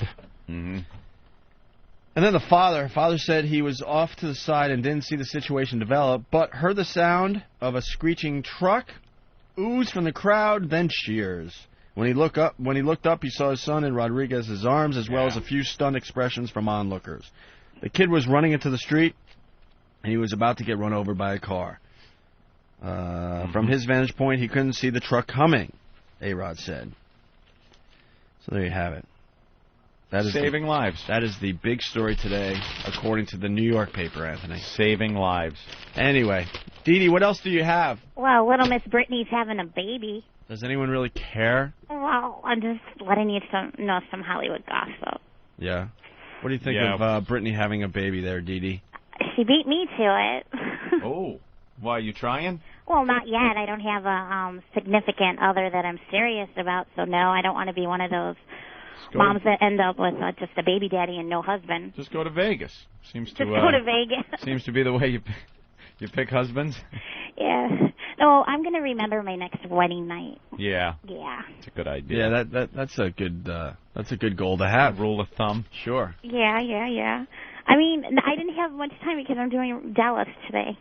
Right, she's got extra traffic. City today. Dee Dee does Dallas. We get it. Yeah. We get it, Dee Dee. There you go, all you Dallas people. And anything else in the news today? Gas prices still on the rise. Michael Jackson's still fucked up. The same old shit. Wow, that's how you report the news? I like how she does the news. I like that. Today, yeah, because I'm telling you, it's a busy traffic day today. You don't Friday. get confused when you go back over to traffic and go, if you're driving in Dallas, you're fucked today. Am I the only one? I can't do that on that channel, but I can do it on your channel. All you Dallas people, it's yellow, so, deal with it. Am I the only one that thought that, at the least, when we went into Iraq, that we would have really cheap gas? Yeah. At the least. For all the people that say, oh, we're just there for the oil, man. It's Bush's war of oil, man. They secured the oil fields before they secured the museums, man. Yeah, why are we paying more than we ever have and barrels of oil are higher than they've ever been? Shut up, stupid. Gas price is still cheaper than what they pay in Europe, by the way. Thank you. Yeah, they are. Oh, I've been hearing that gag for years. Thank you. No, it's true. It's still cheaper than shut up. Thank you. It's true, because my sister lives in Germany, so. Right. Really? Yeah. And what's the latest on the Michael Jackson case? Anything? I haven't looked up because I didn't have time. Well, there's a big story out of that. The defense. out of that camp. About the Elvis thing, I don't know if you guys saw that. He has so much time to sell the Elvis stuff or whatever, something like that. Well, it would be the Beatles stuff. The Beatles, there you go, Elvis, Beatles, whatever. This just amazes me that Michael Jackson owns the Beatles catalog. Yeah. It's sad. It's just amazing. And sell it off. And he's thinking of selling it. He doesn't want to sell it off, but his handlers are basically saying you don't really have a choice in the matter. Going broke. Your bills are out of hand. And I guess the Beatles catalog would go for $500 million. $500 million. $500 million. Wow. And then when it's all said and done, they would give him $7 to $8 million a year to live off. Oh yeah. Which he's hinting would not be enough. Not be enough. He goes through all that. Which is he's got all his peeps. He's got to run Neverland. He's got to learn how to budget his money and sell Neverland. He'll never close that. No, he'll never sell or close that place down. That's his little retreat for touching kids. Oh, that's just sick. He'll never get rid of that place. That's sick, but well, the mother of the little boy was up on the stand, and now I guess the defense gets to grill her, and she's not that credible of a witness. So they're saying this could be the big break in the case where Michael Jackson actually, the pendulum swings to the acquittal side with this woman getting up there, because apparently she's always been trying to finagle money out of celebrities, and she's a liar. She had some kind of welfare scam going, which she had to plead the fifth on. So I don't know. I'm starting to think as the trial goes on. I told you, dude. That Michael's gonna walk on this one. Of course he's gonna walk on this one. You know what it is? At first, the prosecution makes it sound like, well, we got it. We got everything we need. The evidence is overwhelming. And then they parade some of these witnesses around, and they have no credibility whatsoever. And I guess the defense is doing a good job of breaking down these people. So, yeah, Michael could walk, and he'll touch more kids. They just don't have the atom bomb of evidence. No, the guy's pretty good. He's done this for years. Look, he knows how to touch kids. I have no doubt in my mind that, according to what I've read and seen, well, here we go again, on stupid TV where they're so accurate that he's, touched kids and stuff. I have no doubt in my mind. But with that said, they just don't have that one piece of evidence that could, wrap this case up. Put it over the top. The little jizz-stained underoos. Ew. Nothing like that. That real big piece of evidence they need. Yeah. So that's the latest on Michael Jackson, I guess. Anything else? No, my throat's going. Oh, I'm sorry. I have a sinus infection, and it's draining right now. Ooh, hot. Yeah. Not really. That's really sexy. A draining sinus infection. A draining sinus. You like that? Is that Norton?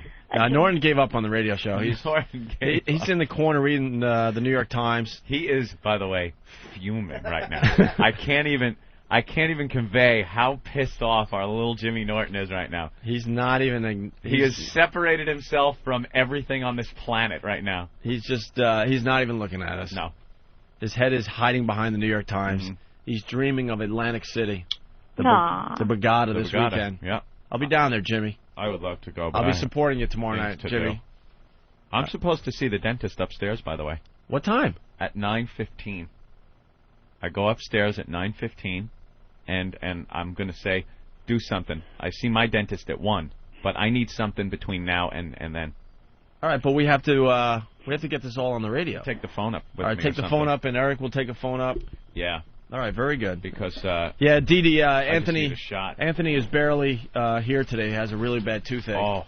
Oh. So Anthony out of commission, more or less. Yeah. Probably a cavity. Still does great radio even under these circumstances. Thank you, Opie. Didn't even sleep last night. No. And Norton has given up on the show. So. You poor thing, you're there all alone. I wish I was there to help you. Someone get me a stack of records. I'll go old school. Norton's had some equipment problems and just steps away from the situation. Yeah. You'd be great in a pinch. Like, could you see Norton in Apollo 13? Yeah, no Houston, shit. we have a problem. Yeah, the ship doesn't work. The other guys are trying to fix it, and Jimmy's just sitting back reading some manuals. Just fix it. I don't care if we get back. We don't get back. Crashing on the moon. Fuck it. But we need all three people. We need all three people to make this maneuver. You know what I mean? Yeah. I can't fire the retro rockets and do the guidance at the same time. I don't care. Have someone else do it. Right. But there's only 3 of us. It says right in the manual. We need all 3. I don't want to huff and puff and wreck the bit. That's why I'm just sitting back and shut my face. What bit? This is called just... I'm really irritated. This is called filler. I can't... Are you kidding me? You think anyone's interested in what Didi has to say? Yes. Aww. Didi, I apologize for Poor Opie. Norton, man. Rude. He needs to learn how to release his anger. Oh, he does that quite well. Just in ways that we don't want to know about. Big creamy batches of anger. Yeah. All right, well... one of the guys just came in with a screwdriver. That's not a good sign. It's really awful. Usually they have some kind of weird electrical things. Or a screwdriver is not a good sign. That means hardware is being changed. They usually out. have that thing that helps you look for water in the desert. A divining rod. Right. A metal detector. They're waving it around. It all sounds like... I gotta tell you. All right, Didi, do we have a few more minutes with you or no? Yeah, just a few, though, boys. All right, can you tell us about the movie you're working on? Yeah, well, you know about my fucked up life, right? Of course. Well, I think we've just scratched the surface. Well, it's kind of like based on that. It's called Lubricated in Lunacy. It's not a porn, because it has the word lubricated. Yeah. It's just about alcoholism, addiction, and stuff like that. Oh, my God. There goes that laugh again. That's terrific. That's terrific. Yeah. Is it going to be some kind of low-budget film or something? No, it's not going to be low budget. It would be mediocre. I'll send you. I thought I gave Steve a copy of the movie treatment, but I guess I didn't, so I'll send it to you. And it's based on your life? Or? Pretty much it starts from when I was like Amy Carter's lookalike and worked with Barbara Eden. Were you touched as a child? No. You worked with Barbara Eden? At the Chicago Auto Show. Oh, right, at the auto show. Yeah. That means you sat next to her and she really signed like autographs. My dad had to drag me away from her, so. Really? Yeah, because in my head at that time, she wasn't Barbara, she was Jeannie, so I wanted her to do some magic, and so she was just getting annoyed with me because I was being a kid. Right. Yeah, she doesn't. I don't know. She seems like she wouldn't have a sense of humor. Yeah, she didn't then. I just remember her eyes rolling back like, get this kid out of here, and my dad pulling me away saying, come on, Jeannie's busy. So, and then the movie goes through your life as you grow up and get my act together and shit like that. Yeah. But the fun part is you without your when act together. when I got married in Vegas and had to deal with the counterfeit money and ended up in New Orleans. Yeah, for the new listeners, Dee Dee blacked out, went to Vegas, got married to a counterfeiter. Yeah, didn't remember from England. From England, didn't remember she even married the guy, and then decide, what the hell, I'm married, I might as well give this a shot. Try to make it work. And then he went skiing or something, and she found lots and lots of money and decided to... God, you have a good memory. A good memory, Jesus. No, I mean, not many people would remember all that. You remember a lot. Of course. It was one of the best stories ever. And then, I don't know, and then you got caught by, like, the FBI when you tried to, deposit the money or something? And Secret Service, actually. Secret Service, yeah, so... All right. Well, Dee Dee, what else? I mean, can you give us another little bit that will be in the movie? Will the UPS guy? Oh, yeah, the UPS guy that you were banging? Actually, I talked to one of the producers about that, and they kind of one of them wants to add it. So, yeah, that might be in there. It should be in there because it shows that I can have fun when I'm sober. Yeah, she used to bang the UPS man. Off and on, you know. Off and on. What the hell? Get a nice little. And how about another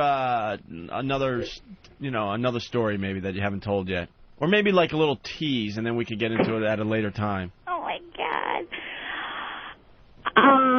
You know how to do radio. How about a tease, and then the next time you're on the air, we'll get to the bottom of another Dee Dee story. I went out with a karate instructor once and ended up in the emergency room. Oof. Wow, that's a good tease. What happened? You had to sign paperwork until your arm got numb? Tease, I can't tell you. Hi, Jimmy. Welcome back to the program. Hi, Jimmy. Hi, Dee Dee. I'm just testing the...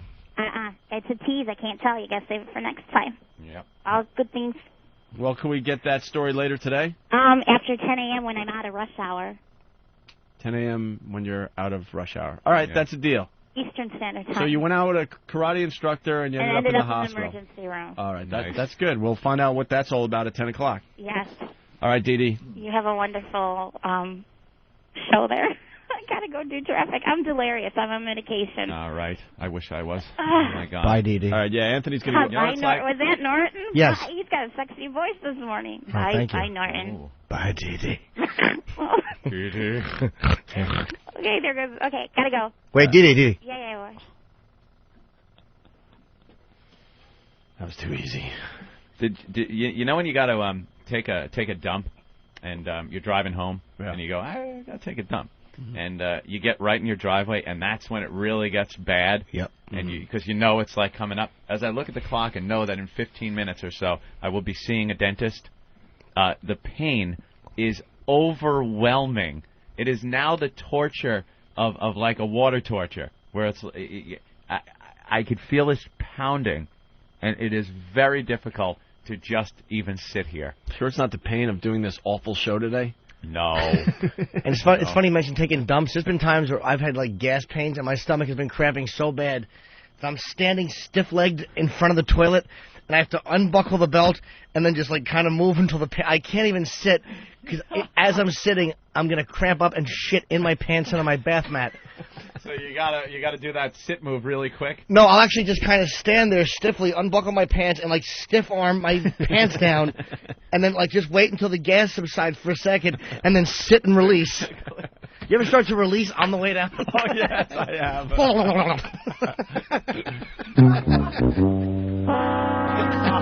The sound of releasing. There it is. Those are the good ones. Yeah.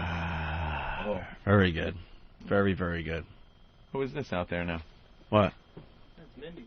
Oh, who's the chick? Hey, Mindy. She's hot. Who is she? From the kids channel. From the kids channel. She's from the kids channel? What? What does she do? Where is she? She just sat down at that cubicle. Is she hot? Yeah? Kids channel, huh? All right, we'll take a break so you can figure out... Can we get her in here?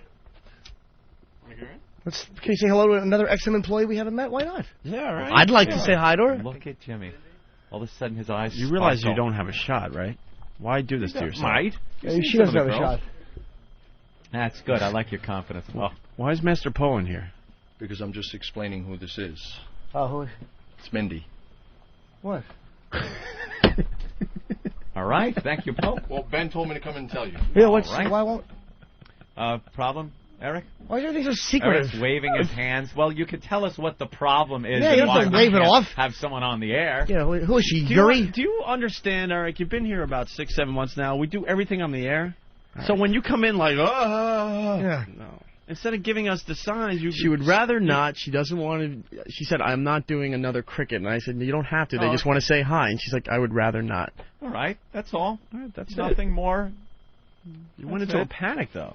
I just went like that. No. He's waving off. No. Don't go running into the street. Don't. Grab the child. Oh, please. Incidentally, I did listen to that whole segment. It was very good.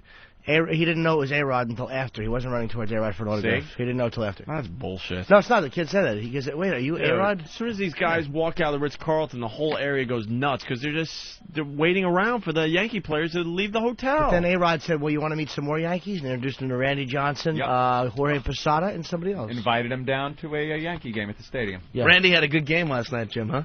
5 earned I runs. don't like. No one's more against Randy Johnson being here than me. Nobody wanted him less than I did. And as far as Ben saying we, like he's a big Red Sox fan, he had this alleged ticket for opening day and gave it to somebody when they're getting the World Series ring. What kind of fan would do that? I had the ticket. I had the ticket because I had friends in town that I was eating lunch with, and I want to hang out with my friends. I don't care about going to the game. I'd rather watch sports on TV. I watch every Pats game on TV. I never go to Pats games. What friends do you have that were in town? What will you have? Doesn't matter. I don't care about going to the game. Hey, I had tits. Ben, I love you. You know that. But we all think you just never had that ticket. I definitely had the ticket. It was a grandstand. The ticket It's kind sucked of an anyways. imaginary ticket. No, I had the ticket. Should have run off a mimeograph of it. Why wouldn't you give it to one of us? It wasn't for me. It was given to me, but it wouldn't be me to give to you. Mm-hmm. Understand what I'm saying? Not at all. Okay. But yeah, okay. All right, when we get back, and Patrice should be here any minute too. And then Anthony, we can send Anthony to the dentist. Yeah, what a weird week of radio, I gotta tell you. Ooh, But I like when we that. get back, Goldberg. I like that. I like that in my dentist. What's that, Good. Ant? A name like Goldberg. It's a good name for so a you're going to go dentist. upstairs, and Goldberg is going to help your pain. Yeah. Well, Right? not the wrestler. That would be odd, huh? Imagine. Get up there and, now this could take a horrible turn. Maybe, Hulk Hogan's up there and he sings Hulkster in Heaven until you kill yourself and the pain is gone. Oh, my God. They're teasing in the paper today that Hulk Hogan is going back to actually Yeah. wrestling. Yeah. He's going to be part of WrestleMania, but... Does anyone want to see But that? he's been in a suit and stuff, right? He's not really wrestling yet. He wrestled. Let me tell you, brother. Shut up. He kicked the WWE's new Arab character. He came out during WrestleMania, kicked his ass and posed for like 20 minutes to "I'm a Real American," and he's wrestling on Monday as a tag team with Shawn Michaels. Wrestling fans, you're a bunch of fucking cornballs.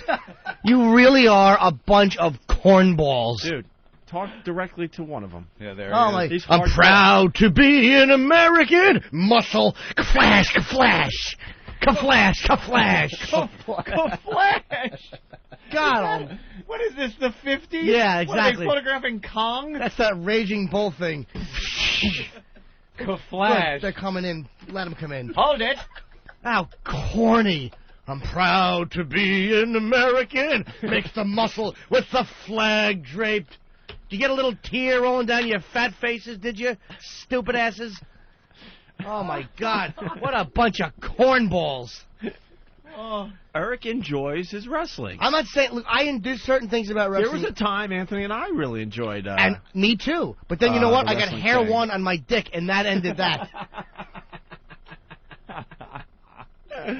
As soon as I discovered girls, I could care less about Bob Backlund. What is His this? heavy breathing. That's that song. Oh, Oh, okay. Hulkster's music. Oh, my God. I'm getting goosebumps. Oh, yeah. Comes out to this. Oh, the whole crowd cheers. He sure is. Comes out red, white, and blue. Oh, here we go. Yeah. That's good music if you're 1983. Woo! Yeah. Hulkster. Yeah. Yeah. Shut up and listen to the words. Yeah. Good stuff. Makes my computer. Where's the hook? Yeah. You are a real American. Only in this country can you succeed without any visible talent whatsoever. Thunder lips. That's good stuff. What about some of the other Hulkster songs? Dude. Would they be in there? Remember the one he sang? To the kid, right? He actually sang it. That's what I'm saying, Hulkster in Heaven. No, that was the mellow one. By the way, there's a rockin' one. Cowboy from Iowa. I want to get him on the program here. He has something to say to Jimmy. Well, I'm sure Cowboy? Hey, man. Cowboy. Yeah. What's up, Cowboy? Yeah, hey, what's this about all people that watch wrestling are idiots? Don't you guys know that wrestling is the #1 rated sport, program on TV right now? Yeah, exactly. Jimmy. That proves my point, buddy. That it does prove my point in a weird way. Do you know that in the 40s, Jew killing was the #1 rated activity among blonde-haired people? It didn't make it right. It didn't make it good. It didn't make it a worthwhile activity. Wow. Okay. I gotta go to the dentist Oh, in a yeah. couple of minutes. Oh, yeah. Keep that humor to a minimum. Brian, what's up? Oh, yeah. Is it safe? Is it safe? No, it's very dangerous. Be very, very careful. Is it safe? Brian? Yeah. Enjoy your youth. It's the last time nobody will expect anything of you. All right. Great movie. We'll have Hulk Hogan songs for Monday's show, Anthony. All right. There's Thank the you. big tease for Monday's radio Just show. the lyrics in that, something about hide, I can't let it slide, and just all of these mullet-wearing idiots clapping to the words, and probably, like, he's the type that would hold the mic out, and they'd all go, I'm a real American. That rocks. There's nothing wrong with it, Jimmy. Oh, that bothers me on a level where it almost makes my back and spine hurt. It's like it's the type of bad where it's just you can't even describe how awful it is. Yep. It's got to be like losing a child. That's the only thing I can say it must be like. Let's go to Brian. Hey, Brian. Hey, I just wanted to thank A-Rod for averting another tragedy in Don Geronimo's driveway. That'd be great if A-Rod was there and scooped up little Rudy just in time. Just in time. Hey, that could be the biggest laugh of the day, Brian. Very good. Also, when that truck driver's pulling his Sirius radio out of the box, I just want to say, drag it, faggot. On it out. All right, Anthony from Connecticut. Anthony. Hey, Jimmy, I've been watching wrestling since I was 5 years old, yet I'm a cornball, but you suck dick under a porch, and you're not a faggot? Dude, I'm not saying that there aren't inconsistencies in my philosophies, but I don't exactly. I did that when I was 5, dude. I don't still blow people under porches, and even if I did, I wouldn't have popped my head out of his lap and said, "I'm a real American." I would have finished my duty. Well, Piper's Pit never made me give a Hummer, so I don't know. I like wrestling, man. I'm not saying wrestling itself. I'm saying that mentality, dude. That whole, I'm an American. All right, Jimmy. Wait. All right. Yeah. The more in the world that I hate is like when you have a sports fan that when their team wins, they say we won. Like you fucking ate dirt and slid to second base to win that ring. The most fucking annoying thing in the fucking world. It is. Yeah, we have talked about that over the years. Yeah. Fucking some fat bastard loser wasn't gotten late 10 years. We won, man. We won. Well, Don't fucking kill you hit our producer on the head. Oh, I know. When the Pats won and the Sox won, Ben was all about we did it, we. But when it comes to going to a game, he'd rather sit and have chili con carne with some boring stockbrokers from Saugus. Yeah, okay. At least I watch the games. At least I'm a true sports fan. Because you're in bars, you watch everything that's on in the bar. When was the last if they time were showing Alzar County beheadings, you'd be watching those. I'm a true fan. Beer. Okay, Jim. When was the last game you watched? You didn't watch any Dallas Cowboy games last year. You admitted that on there. That's not true. I watch them when they're on, but you have to realize. Watch them when they're on. Shut up. You're not a true fan. They're not on in my It's called getting the package. I don't have the package. So you get it. Then don't call yourself a true fan. I don't have sports packages ever. You don't even watch the Yankee games. You call yourself a big Yankee fan. You're a fair weather fan. Not at all. Please. You listen to them briefly in your car ride from 43rd to the Comedy Cellar and back. Not at all. Not at all, dude. I was a Yankee fan when they were sucking. I remember when they were starting to win in the late 90s. Please, they were awful for years. The last World Series I saw was in the late 70s that they won, or 81 or something. It was like 20 years. All right. Okay. We got to take a break so Anthony can get upstairs to the dentist. Oh, please. We'll have this live on the radio. Should be fascinating. I know. In-depth look. Just let me know what it's like, because I'm sure I won't be able to hear it comfortably. All right. As we go to break, Anthony, we got Howard Stern talking about XM satellite radio. Yes, we got to get these spots in. Thank you, Howard. If you're planning a road trip this weekend, it's time to take XM satellite radio along for the ride. XM gives you 100% commercial-free music. It's the ultimate playlist with channels for album rock, alternative, heavy metal, hip-hop, unsigned bands, blues, jazz. There's an XM channel for everyone in the family, including the biggest names in news, sports, talk, and comedy. All in digital quality sound for less than $10 a month. No wonder it's the most listened to satellite radio service. The XM Roadie from Delphi can turn any radio into an XM radio. It's the smallest satellite radio ever, so it looks great on your dashboard. Plus, for a limited time, you'll also get a free home kit, so you can connect XM to any home stereo. XM makes a great graduation or Father's Day gift. Check it out. Electronic stores, including Best Buy and Circuit City. Beyond AM, beyond FM, it's XM satellite radio. All I want is to get laid and eat sandwiches. That's it. That's the closest reference you can get to something cool, hip, and groovy. Cool, hip, and groovy. Dick. Yeah. Where do you go when your wife changes the locks? The Opie and Anthony Show. I want to be on you. Well, you've come to the right place. I help you, you help me, we all laugh. Don't worry, we're not listening because this is a boring conversation. Love you too, sweetness. If you walk past them, they'll take your jewelry, take your purse, or whatever, you know. You have no idea what they are. There are a lot of questions about them. Real. Dirty looking. Thinking not. Shut up. Bring on the booze. Is this the Opie and Anthony Show? Okay. I just love a drive in the country, laughing with Opie and Anthony. That plane is flying awfully low, don't you think, Ramon?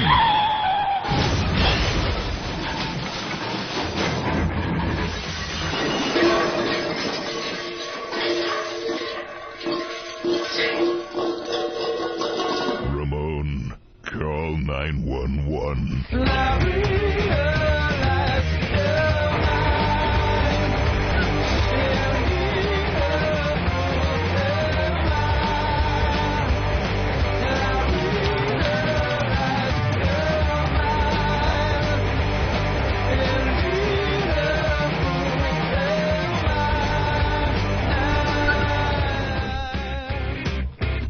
Chew, chew, chew, chew, chew.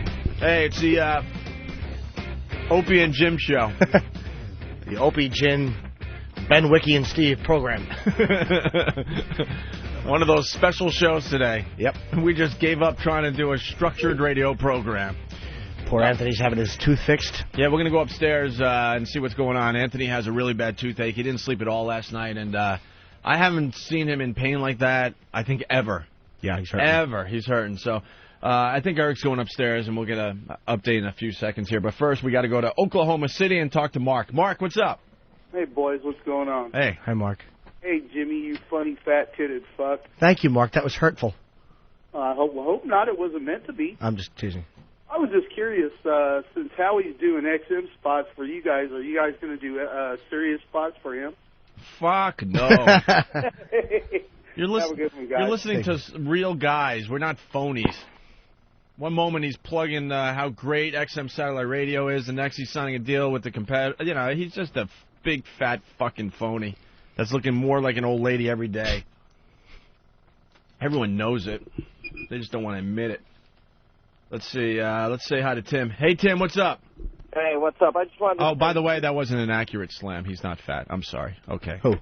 How are you? Yeah. Tim, go ahead. Yeah, this is for Jimmy. Jimmy, you know what I hate about, people like, oh, I'm a real American. Like, I only drink Starbucks coffee.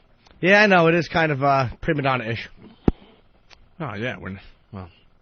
You didn't have to hang up, sir. I know, Jesus. We would have went with it. Yeah. We would have let you slam him a little more. I wouldn't have minded. All right, here's the deal. Why don't we get Patrice in here?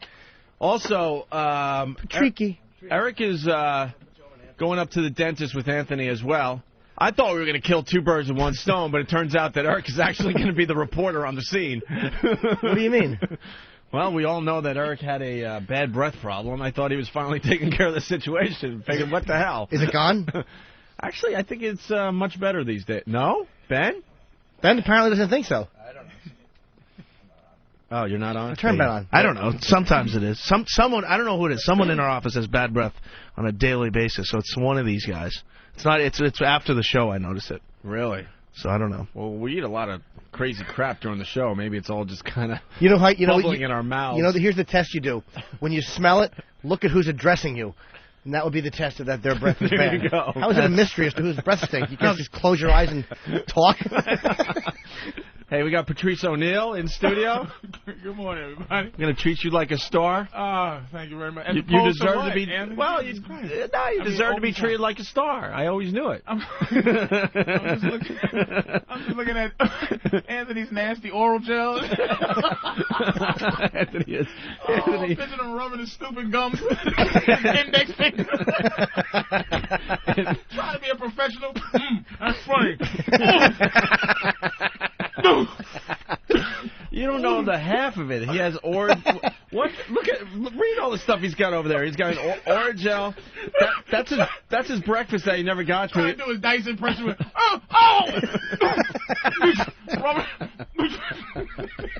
brush your teeth, Anthony. He's got. It's easy. He's got peroxide. He's got Oragel. What's that other thing? Ambisol. And a banana because he can't chew. Right. And he couldn't even try the banana today. Then he's got Advil and Relive. And what's that over there? There's something else. Did I get it all? He got bottles of Relief.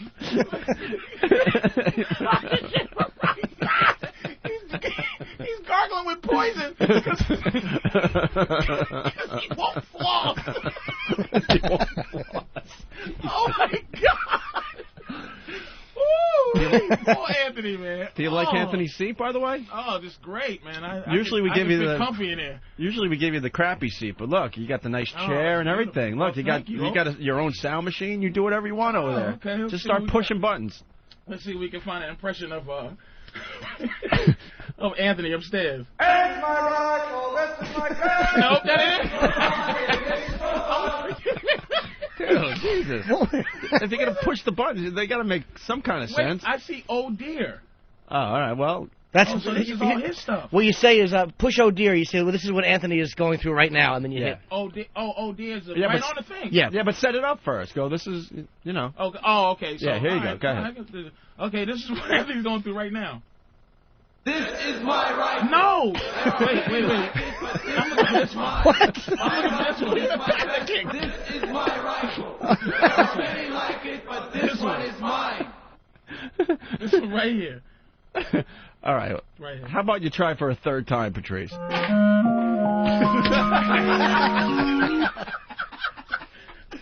the... It says sex.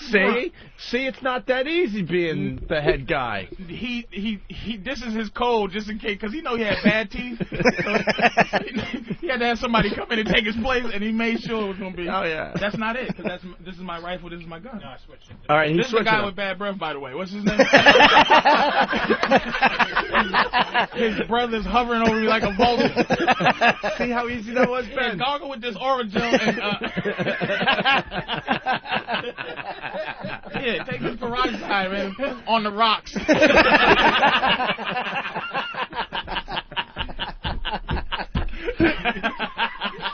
All right, try it again. I want this one right here, man. All right, set it up, though. Go ahead. Okay, Anthony's upstairs getting his teeth done. And this is what he sound like. That makes more sense, don't it? That worked. But it wasn't as funny as this is my rifle. Oh dear would have been good. It was really funny. It was after you said that, watching Nathaniel trying to help you but not bend. Just trying to lean in stiff. Take care of that rotten mouth. All right, let's go upstairs, see what's going on. Anthony. Yes. Hi, Anthony. You guys are a real fucking riot. He's just playing with my toys. So, what's going on up there, Anthony?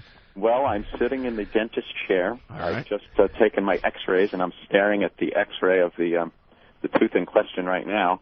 Wait a minute, you got in to see the dentist that fast? Yes. I'm changing dentists immediately. Yeah, this guy's pretty good. You didn't have to read magazines or any of that crap? No, I'm filling out the paperwork as I'm sitting in the chair and actually getting the X-rays, so it worked out pretty well. Did you get the Novocaine? No, not yet. I'm still in, like, utter pain. I'm waiting. They're holding off. I don't know why. Just give me the shot. I need the shot. Why don't you just go to this guy upstairs? Why not just make him the dentist? If he's right upstairs, this is easiest for everyone. Yeah. Well, I should. You're going to be canceling your other appointment now? I don't know. I got to see what this guy does.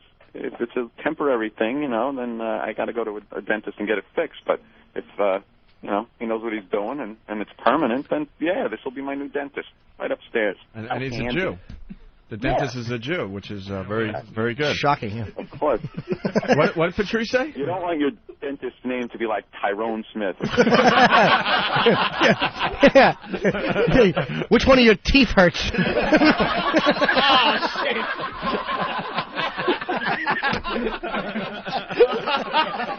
I should have been prepared for that one. Which one of your teeth is hurting? Oh, man. That's funny, man. Yeah. Oh, geez, yeah, there's some races that are good at doing certain jobs in life, and the Jews pretty much have the dentistry tied up, and I like that. All right. So does this mouth and sore medicine work? Yeah. No. That stuff down there, like Ambisol and stuff? No, that doesn't work. That's I don't know what that's for. If you got a little scratch on your gum, not for this. Hey, Anthony, why don't you tell Patrice how you were trying to take care of the pain last night? Oh, I had a bottle of Captain Morgan rum, and I was swishing it around by the tooth and spitting it out in a glass. I can't really laugh. You want to laugh at somebody's problems, but I had a toothache a couple of years. It's not awful. Funny. It's the worst pain you'll ever have. You almost want to dig something in it and take it out yourself. You know what I'm saying? So I do feel for you. But you got to brush 3 times a day, Anthony. We were trying to get Anthony to chew on tinfoil this morning. Grunting and hurting. First thing in the morning, he's miserable, and Jimmy and I were trying to help him out with some things. We think it's like a popcorn, kernel stuck in there, right up against a nerve. I don't see any popcorn kernel. Oh, you're just looking at the X-ray now? Yeah, I'm looking at the X-rays right in front of me. The way they do it now, it's all done with computer magic there, Opie. The guy, I bite on something, it's got a wire on it, not like the phone anymore, and it takes the X-ray and it pops up on a monitor right in front of your face, as he takes the picture. What's he telling you it is, or he's not saying it? No one's in the room with me here, so I'm just staring at it, and it's a big mystery to me. They leave it in front of me for a while so I could look and go, ew, what the hell is that? By the way, and not have any answers. By the way, everyone listening in Alabama, don't get too excited. You'll have that technology in about 20 years. Well, they don't really need it. The dentist just looks in at the one tooth and gives you a prognosis. Wow. I know. Prognosis is just not a funny word, Jim. Don't say it again. The dude looks at your one tooth and gives you a prognosis. Shut up, stupid. Prognosis was the right word, though. Oh. It wasn't, because you're turning red.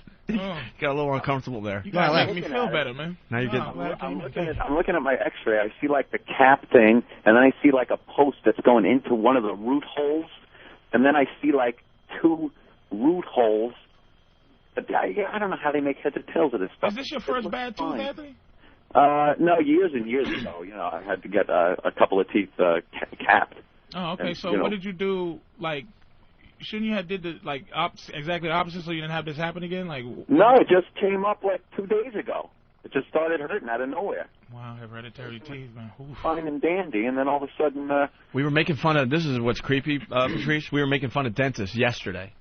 Yeah. And now this tooth that has been fine for 15 years it acted up. No, the evil dentist karma. Well, what are you going to do? Yeah, if you want me to explain further, we have this pickled punk, and we think the place is cursed.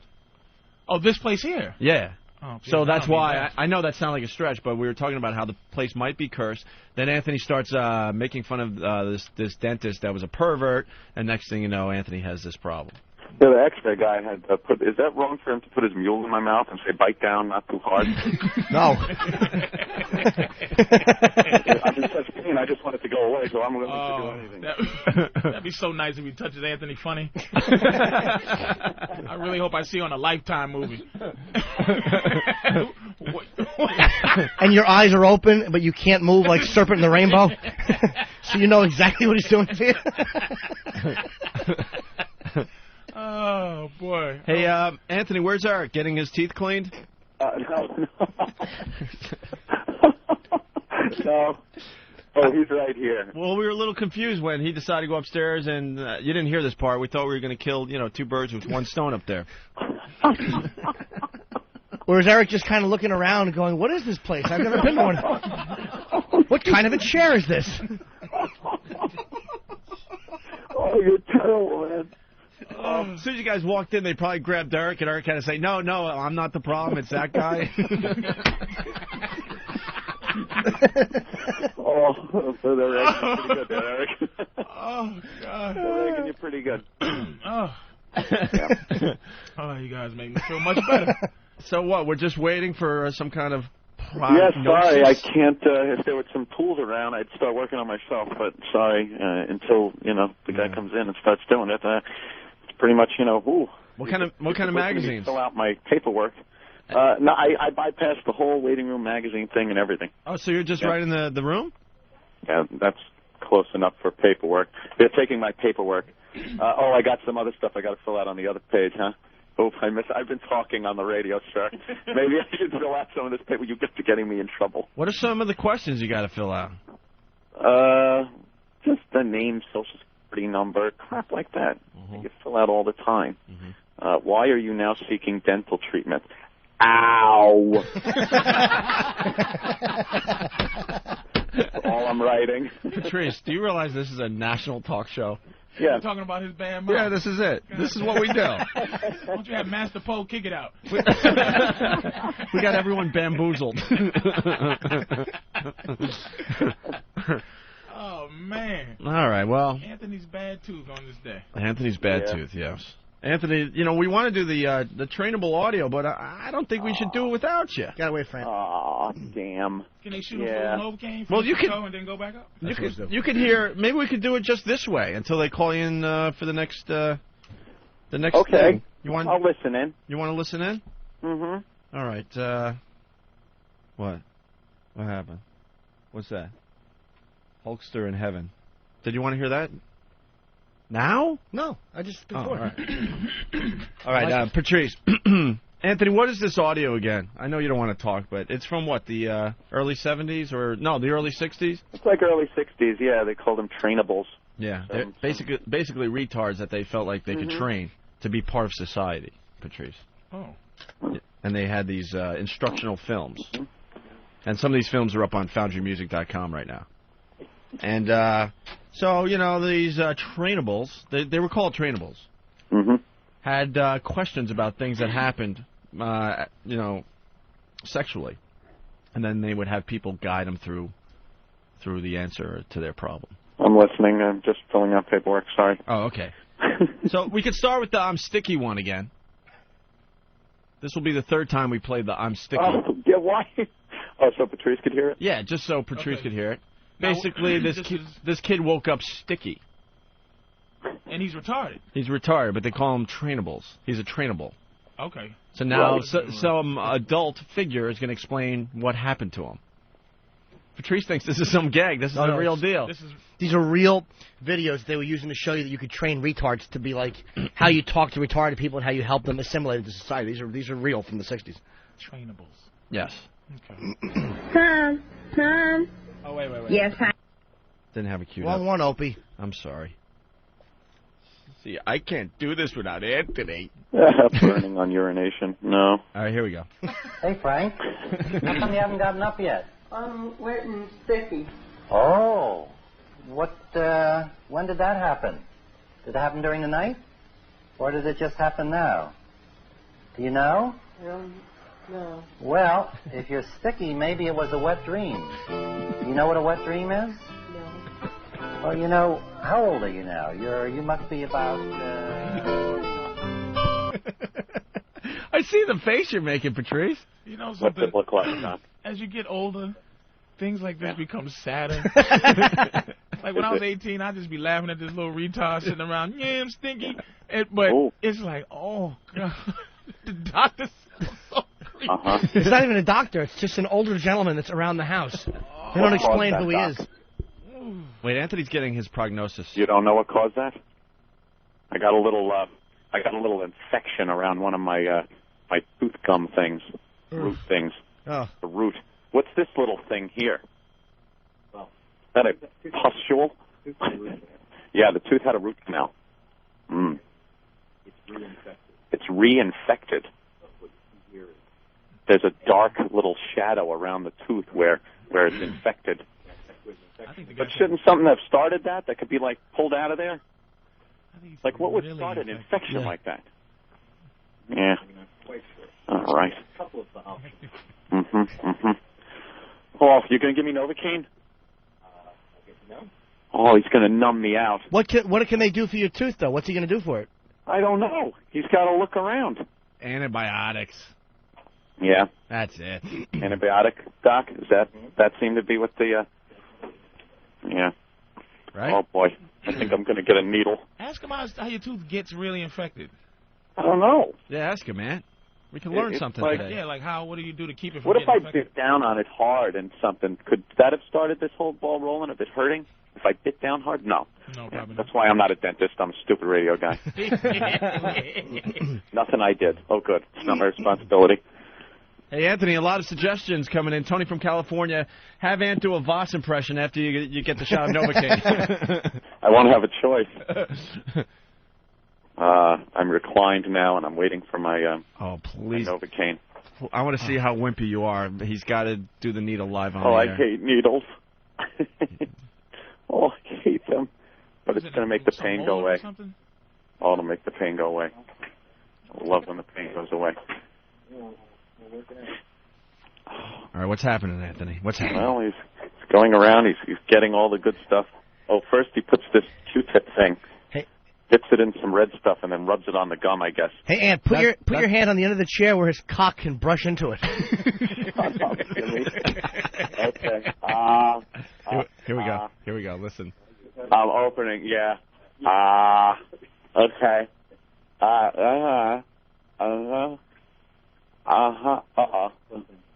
Oh, you got to put the needle in that nerve in the back of my jaw. Oh, I hate that one.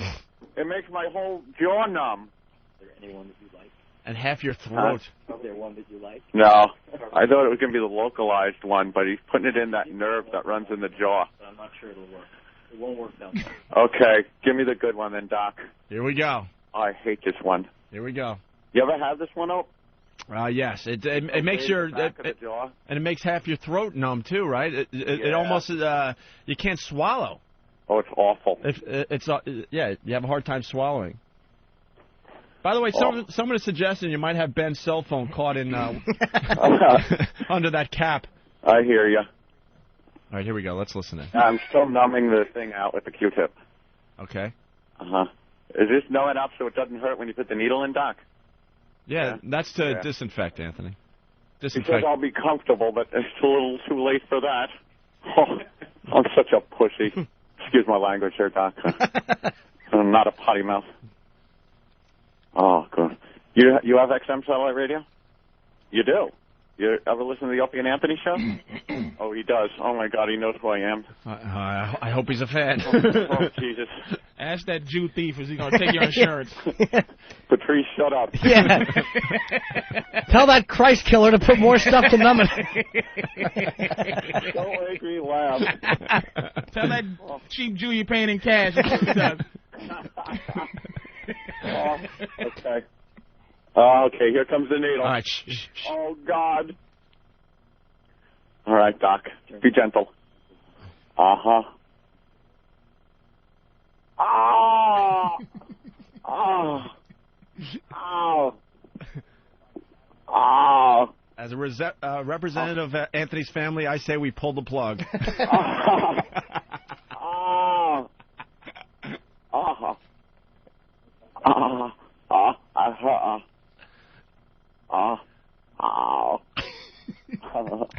Now listen for a zipper.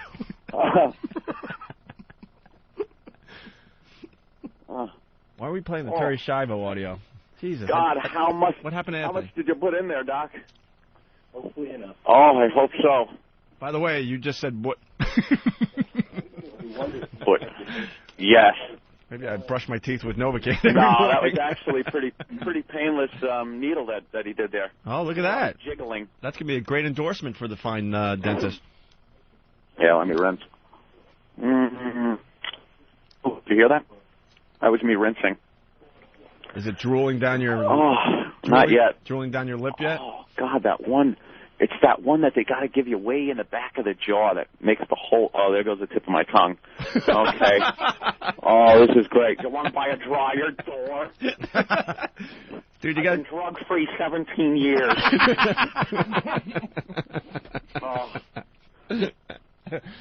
Oh, that is weird, yeah. It's all going numb now. Anthony, you got to do some Dudley Moore. Huh? Oh, yeah, we could talk about that, Doc. Yeah, sure. Yeah. Root canal got reinfected. Oh. Three options. Oh, no. Here are the options. Try and redo the root canal, huh? Uh-huh. If you look at the root, Yeah. it goes all the way down here. Yeah, I see. It goes down very far. Yeah, yeah. If you look at the root canal filling, it doesn't go all the way down to the end of the root. They didn't take out the whole nerve. The little tissue left in that root. Right, that's what's going on. Bad dentist. Uh-huh. Oh, his body's trying to reject it. Nice. Take off the crown. Uh-oh. Drill back down through the root canal. Delicious. Try to do it again. Is that what he would recommend? That's what he recommends? Well, that's what we go for. I guess the other option is yanking the tooth out, huh? The other option is actually surgically going down the bone Ooh. and actually removing part. Why would we want to do that? Remove part of the bone? Oh, okay. But it's an option. It's an option. And the third is I wouldn't want to take the tooth out. No, either. I kind of like it. Let me talk to Dr. Yeah. Weinstein for a minute. Why can't you just get rid of the nerve? Are you dissing my old dentist? I just ask him that there's a black man questioning his authority. It's here. a V-cap? It's an A-cap. A-cap? That's a V-cap. Ow, the guy's dissing my old dentist who put the original cap in. That guy's work. Bad. He didn't take the nerve out, Anthony. Yeah, he didn't take the nerve out, and he didn't... it's a bad cap. It doesn't go all the way over, Jesus. right? There's probably still gauze sticking out of it. Your old dentist stunk. Was your dentist named Tyrone? Root canal specialist. You don't do that, huh? What can you do for me, like, now? Aside from numbing my entire jaw. That's pretty much it? Can you write me a prescription for morphine? Morphine, I love that stuff. No? Oh, God, I'm talking like Voss, I swear. No, we could hear it. All of a sudden I'm 3 shades darker and I'm smoking. Adjust the bite so I'm not biting down on it so much. Uh-huh, yeah. Little Buddy Hinton's going to come up to me and go, baby talk, it's a wonder you can walk. When it's time to change. Oh, all right. Going to adjust. And should the antibiotic stock, The antibiotics will knock it out. it'll knock out the infection, but because when I stop, it'll just come back if there's some unlakiad in the root. That was Yiddish, by the way. Okay, Italian. I'm trying to make you my brother here. Help me out. Hey, Anthony, is he going to write you a prescription for pain medication when he's not controlling the world's banks? Jimmy, shut up. Okay, well, Doc, I probably can't hold this while you're doing this, right? Oh, I can. I'm trying to get off of my own show, and he says it's fine. Wait, what is he going to do for you, Anthony? He's going to fix the crown so I'm not biting down on it so much. All right.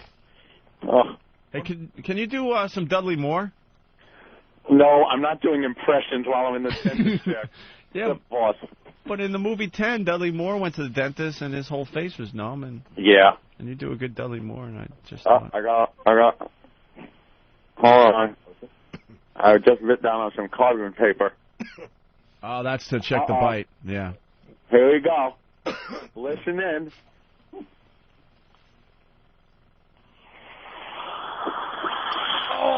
God, I hate that noise. Hey, Norton, does that sound like piss? Norton's getting turned on. Sound like a young girl's bladder to me.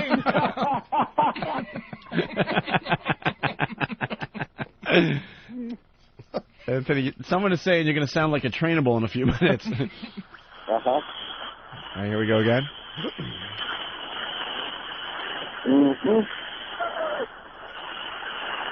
He's just smoothing down the bite. That's all he's doing. Yeah. He's not, I thought he might be drilling something, but... No, he's not helping you. What about the pain? Hey, we got to get this stock home system.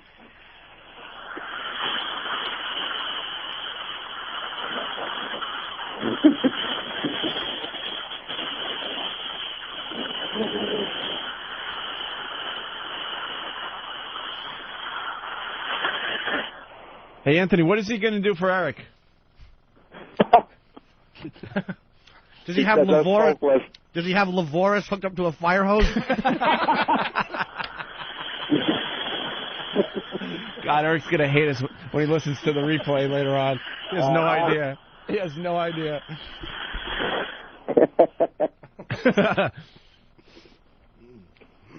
Uh-huh. He's checking the bite, I'm assuming. Nope. Oh. Yeah. It's going back in. Yeah.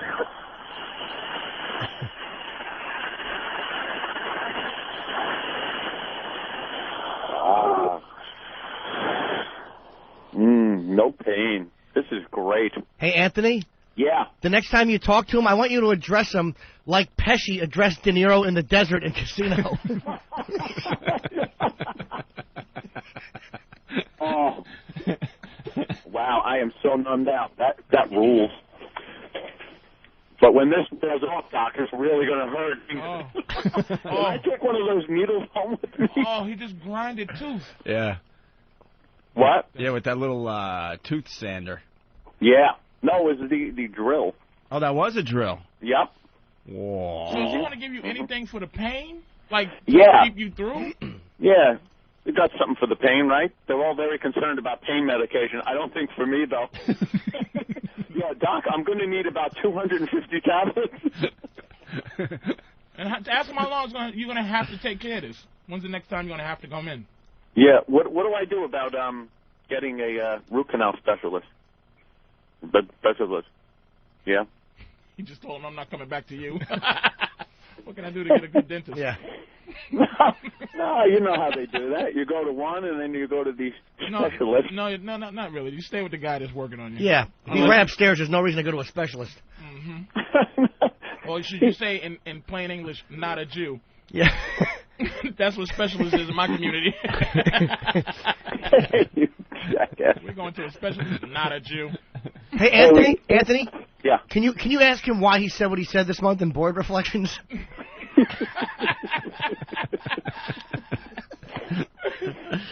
It's Dr. Goldberg. Hey, he's going to need a boombox, by the way. Well, we'll give him whatever he wants. It's a little toothola.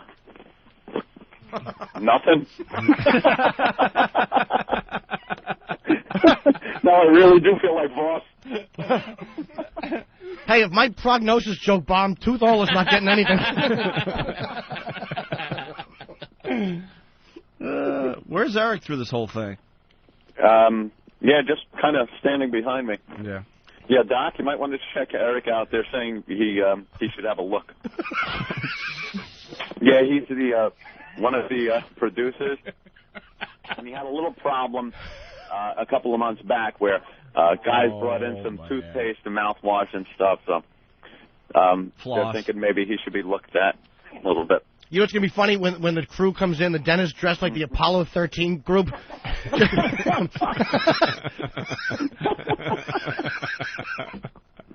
They are pounding you. Ooh, what is that? Is Vicodin good?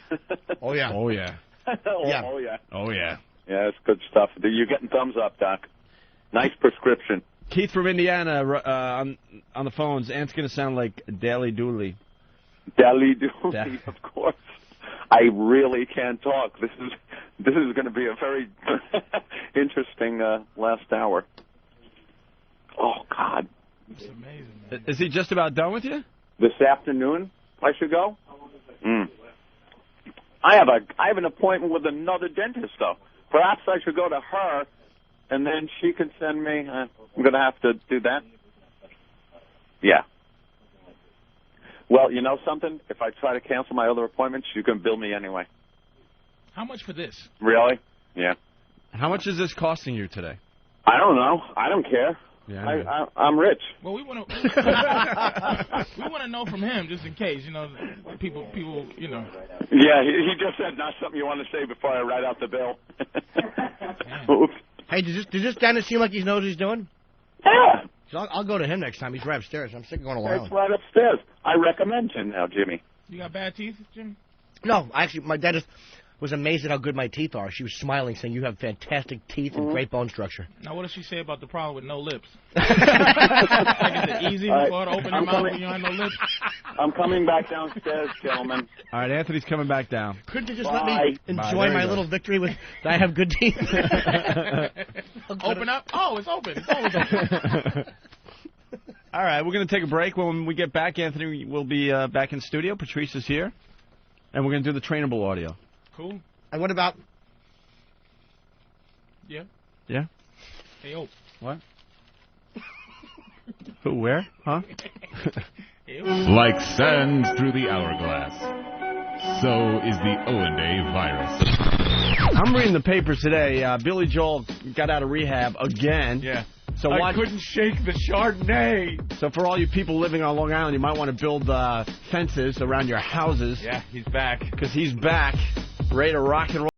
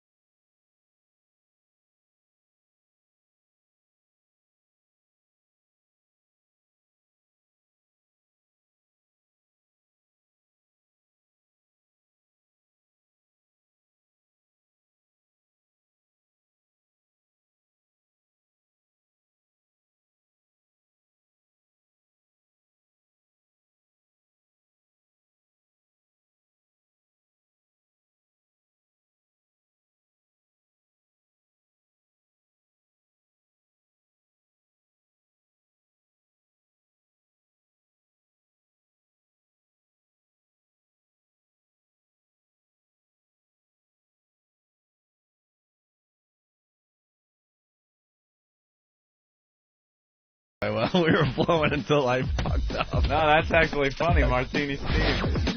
Opie and Anthony, the virus is spreading. The Opie and Anthony Show. XM 202.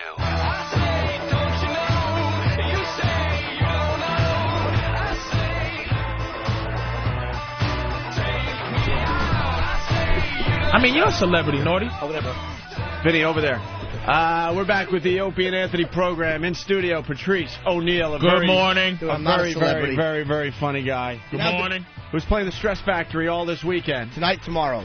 732-545-HA-HA. H-A-H-A. And the owner of the club is in studio, Vinny. Yes, Vinny Brand, also a comic and a good friend. Very funny guy in his own right, yes. And he was making fun of Patrice O'Neill, basically saying, Patrice, say something because you're not selling tickets. Mm-hmm. That's what you get. I can't figure out how to be a celebrity. Dude, do you know how awful I was? I went on sale at the Borgata. Do you understand that, like, an hour and a half later, there were still 40 tickets left? I'm like, what do I have to do? You dick. It's a shame. I've been on... Look, if this was the 80s, somebody would know me. No one would know you. Not even in the 80s. Oh, look at that awful haircut Vinny has. Oh, please. They can't see that on the radio. Yes, they can. They can feel my pain watching that stupid bowl cut. Frankenstein head. Oh, Vinny. That really is a prank phone call kind of head. Oh, it's a prank call, Mike. Leave me alone with the fucking phone call. Without the phone call, your show sucks.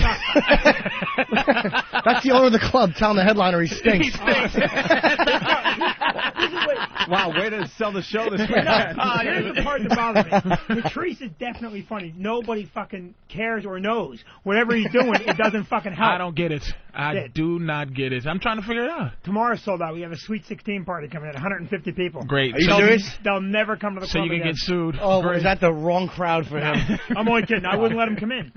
I would not let him come in. There's young girls in that party. Well, there you go. Patrice is not a nice person. It's the best of both worlds. Vinny's a comic and a club owner. This is beautiful. Patrice has an inside track on all the hackness. Patrice has been on a self-destruction mode lately with the clubs, too. I love it. Just chasing people out. 2 weeks ago. I love it.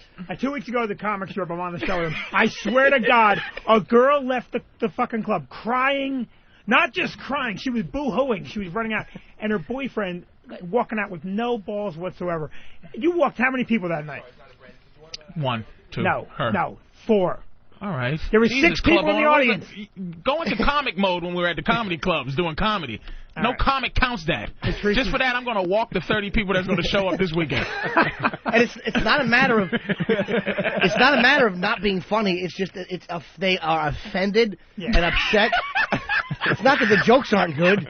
It's that he's just a cocksucker and nobody likes him. No, that's true. The people that stay have a great time. I told you I was in the hospital. There was a candlelight visual for my death. They was praying for my death outside. Oh, believe me, as soon as he woke up, people were like, "Fuck."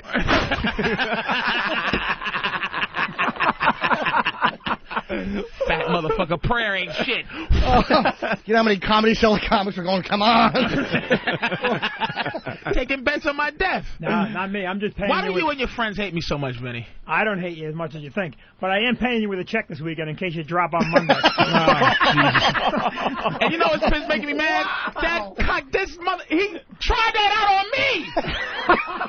Really? You try material out on me and then you never said it? There's two fucking things I want. Number one, if you drop on Monday, that wouldn't be terrible. And I'd like that little recorder. That little fucking Sony recorder. I'd like that to be mine. And the funny thing is, I heard it last night when I was there. He said it again? He certainly did. But I need a baseball bat to the back of your head. Come prepared.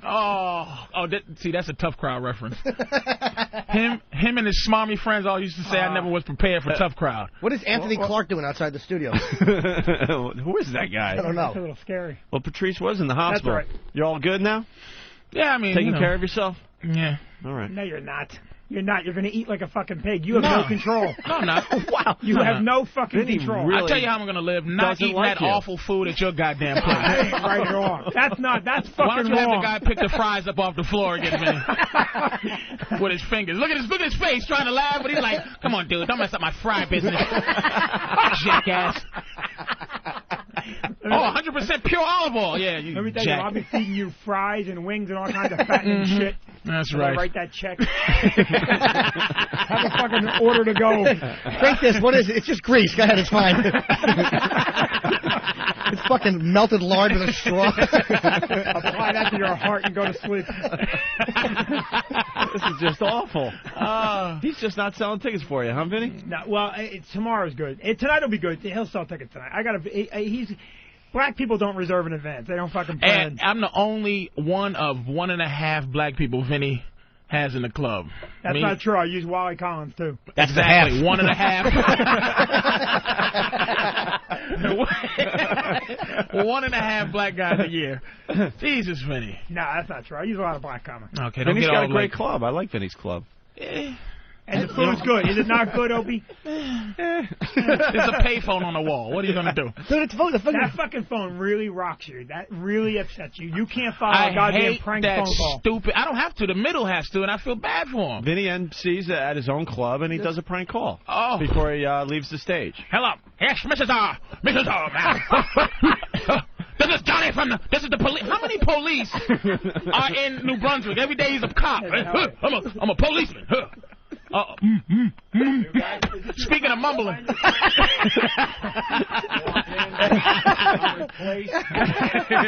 to the Opie and Vinny show. Thank you. That's Vinny from the Stress Factory. Vinny Brand. Hey, how you doing? You didn't recognize me? Look at Anthony trying to care. He really wants you out of his seat.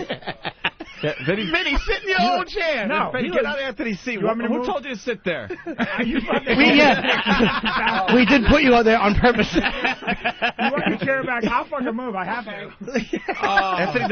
Anthony doesn't know what to do with himself when someone's sitting in his seat. Look at Anthony's fresh new gums.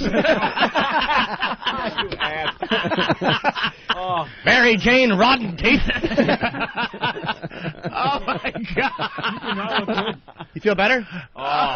That's amazing. Oh man! How number you? A picture. Ooh, that doesn't look nice good. and white though. Which one's the bad one? Both? The second one down. Yeah, there's this one. That's the bad one. Yeah, right down there at the bottom. Oh yeah, he's emailing me this. He missed a nerve. How can he miss a nerve? Is that did he leave it in on purpose, or is that like a mistake? The dentist fucked up. My old dentist must have been a. This is going to be really fun to talk like this. He can't feel his bottom jaw. Look at him. My first dentist was a hack, I guess. Really? Oof. This guy's good. Is he? Oh yeah. How can you tell that this thing? Yeah. Well, I was in pain. I'm not. You're not right. I went to him. He's the best. His pain's gone. He's great. How can you tell that this right here is something? So it looks just like a shadow. He knew. He knows, huh? Yeah. All right. Training. How numb are you? He's a doctor. Your throat? No, like the whole right side of my bottom jaw up to the back of the jaw. Not the throat though. Now I got to go for root canal right after the show. But wasn't that a root canal? Door. Oh, you're going to stay in the city and do it here? Yeah. The specialist? Yeah.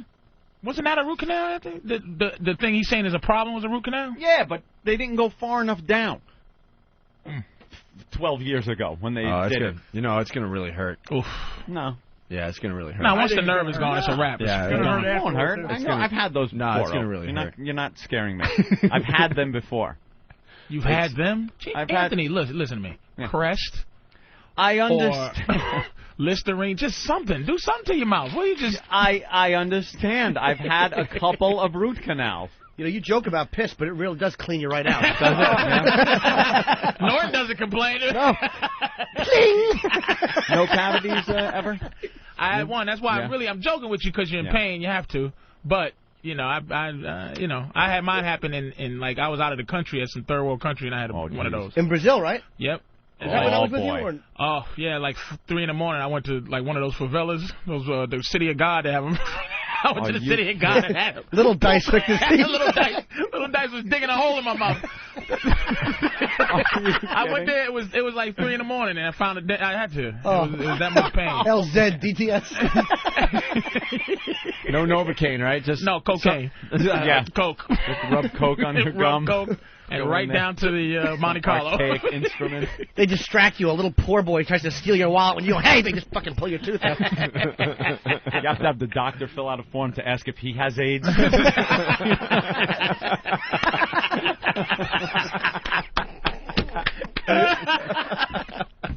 Oh, country. God. You only have one cavity in your life? One, yeah. Wow. with genetics, but I got high blood pressure. Yeah, they're gonna say you didn't take care of anything else. That's the you know. In the coffin, your teeth are gonna look great. Look at his teeth; they're fucking beautiful. Beautiful. His heart's enlarged, but his teeth are fantastic. Look how big his heart is. Patrice always had a big heart. You missed out. These two have been just going at it. Yeah. Because he owns the club, and he's not selling tickets for him this weekend. Oh, my God. So they're just killing each other. Oh, boy. Patrice but at here's Vinny. the Stress Factory This is Vinny. weekend. He tells me, this is April's the worst. April's the worst time of the month. It's just the worst time of the year. That's why I book you and then put pressure on you. Why don't you book famous people, you jackass? Book me in the good months. I thought you had a shot. You have no shot. Well, I don't. No, you don't. That awful racist community you live in. Yeah, New Brunswick, known for not liking black people. They don't. New Brunswick, Newark, Camden, they all hate black people. They're known for black people being there, but not for liking them. Well, maybe those two things go hand in hand.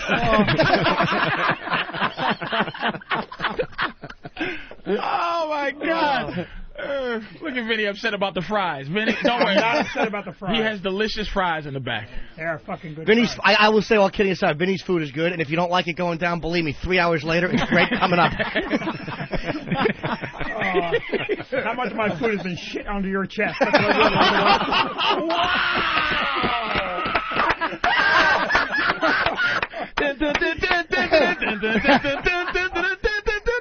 The funniest part of that joke is he thinks I'm a rookie and I wasted on the chest. What am I, an open mic or shit? His chest was 2 years ago. Passe.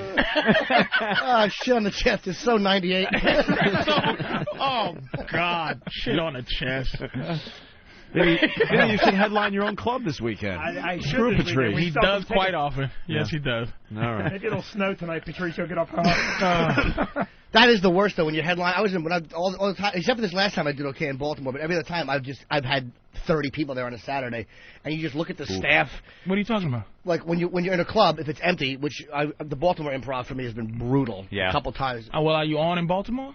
Is the now we are. It's okay. Yeah, that's why they don't show up. No, if you're not, if anywhere that they don't listen to the radio, who knows you, stupid? That's what I'm saying. You're about as unknown as me if it wasn't for Opie and Anthony. That's not true.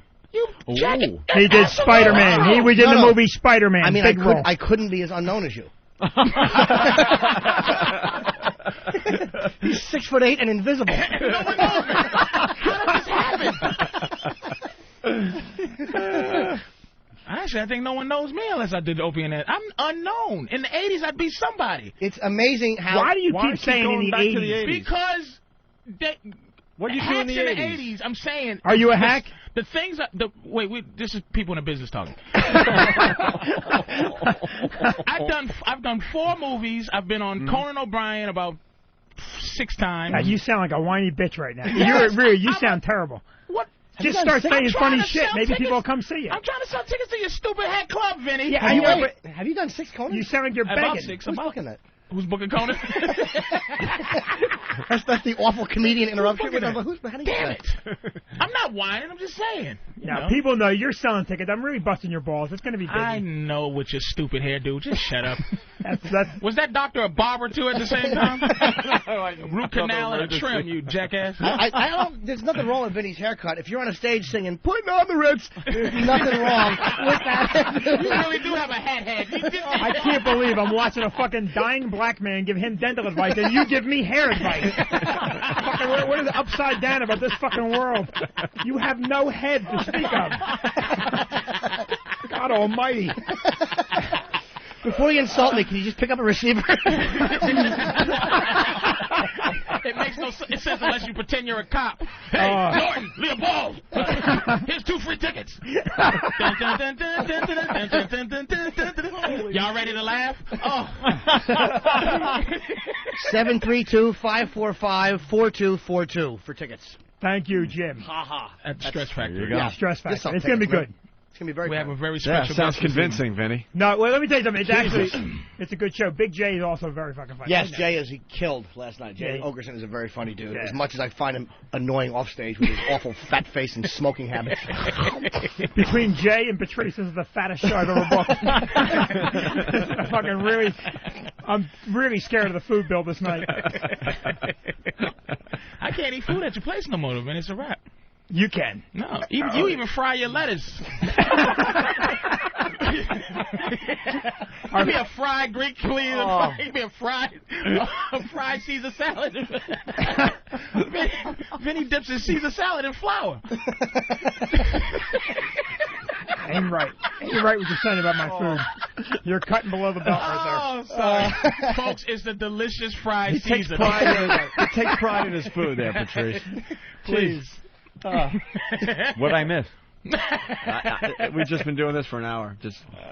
We gave up on the show, I think, at 8:30. Anthony's a trooper. Another hour of Betty Davis mouth over here. Jesus Christ. I can't feel a thing. I know I'm just going to wrench down on my tongue and have to go to the emergency room. Did he give you pills, like some pills for today? Nah, I got to go fill a prescription. But that'll prescription. Will that stay right for you till the end of the show, at least? Yes. So, let's ask Anthony. So they say. Thanks, also. What was that thing Mary Poppins said? Yeah. Supercalifragilisticexpialidocious. Maybe I should come back and sit in that chair, because you really can't contribute right now. I really can't do shit. Oh, man. Where's Bonnie? Where's Bonnie? That's Bonnie. My fiance. I love her. That fucking worm Voss. We were doing Albany together, and that phone rang 30 times, and that cocksucker picked it up every time. He has changed. Voss has changed, man. We've seen it. But he changed. You know what? He changed her. If you know her, he's changed her too, man. Really? She's not. It's not just like Voss is in love. They're both like in this weird love, and I think because they're both degenerates, and this is their first time that they've been loving to another human being, and they're losing. They're really their minds. running with it. I can't wait till she dumps him. I can't wait. She got to wait for some more change. She got to wait for Voss to make her funny. He would be heartbroken. What I can't wait is till they fire him from the show they have together. And keep her. Oh, yeah. And she'll have to go, look, I love you, but I have to think of myself, too. It's for us. I'll do it for us. I tell you, I thought it's lasted a long time so far. I thought it'd be over, but you know. No. I'll be there to pick him up. Don't worry, Vossy. All his friends. I don't know Bonnie that well, but Voss is in love. He really Voss is in is love. Really in love. It makes me sick. Oh, but he's awful. 57. he got his credit just cleared up. He bought his first house connected to another house. he bought his first town. I own my townhouse apartment. Siamese home. Fucking zilch. Get out of here. Get something with a yard. You're 80. Jesus Christ, with your rented home that you disguise as ownership, you idiot. No, there's wheels on it in case I want to move it. Anybody want to buy my Rolex? Oh, you jerk off. Oh, he's all happy he just got credit at 57. Just got it. First love and first go. Voss is out of high school. He's 42 years removed from everything. He's the only guy that had his children co-sign for his townhouse.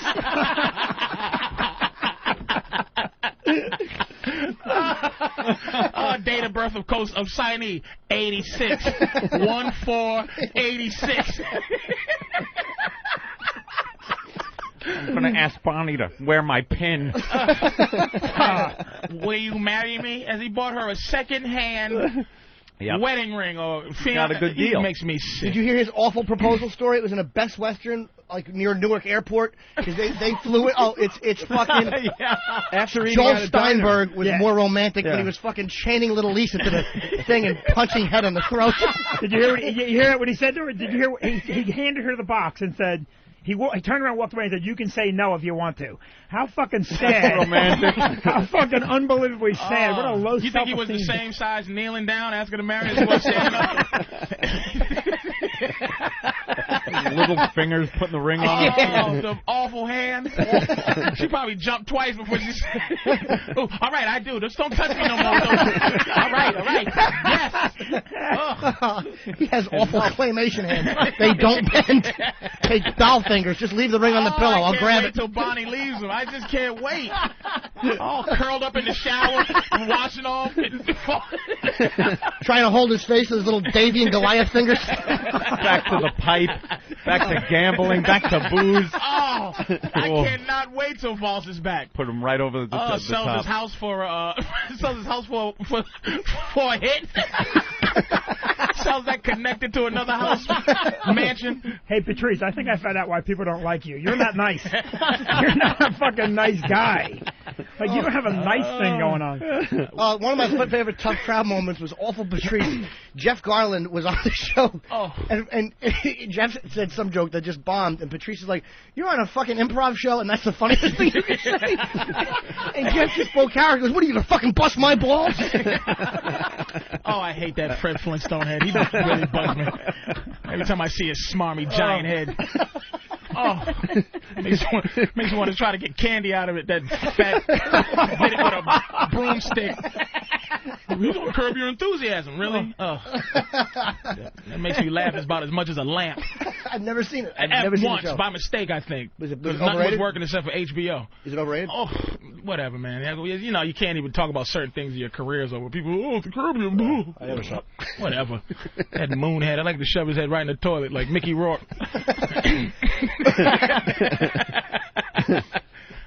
Did you get to the Oh, I what? can't even say it. Oh, the trainable? No. Trainable? Well, we can do that. We have to end the week by getting rid of this. The trainable audio. And don't play the ones we've heard. No, My head hurts. We got 4 that we haven't played yet. But first, I mean, Patrice O'Neal's going to be playing Vinny's Club this weekend, Stress Factory. What's the number again there, Jimmy? And I like the way Vinny did this because what happens is you incorporate part of the mood into the phone number, which is which I thought was just a super idea. It's 732-545. Ha ha. That's like a hospital going. Call us at 1-743. Ow! Ow! 1-800. That's 1414. And leave off the last tumor for savings.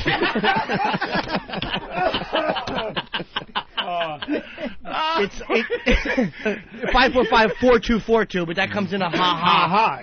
That is absolutely fantastic. What a coincidence. Yeah. I paid extra for that. Yeah, and he fought hard for that.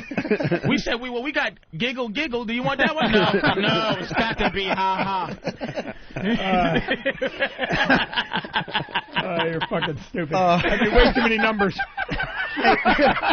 Hey, when Keith Robinson works there, you have to change the 545-ZZZZ.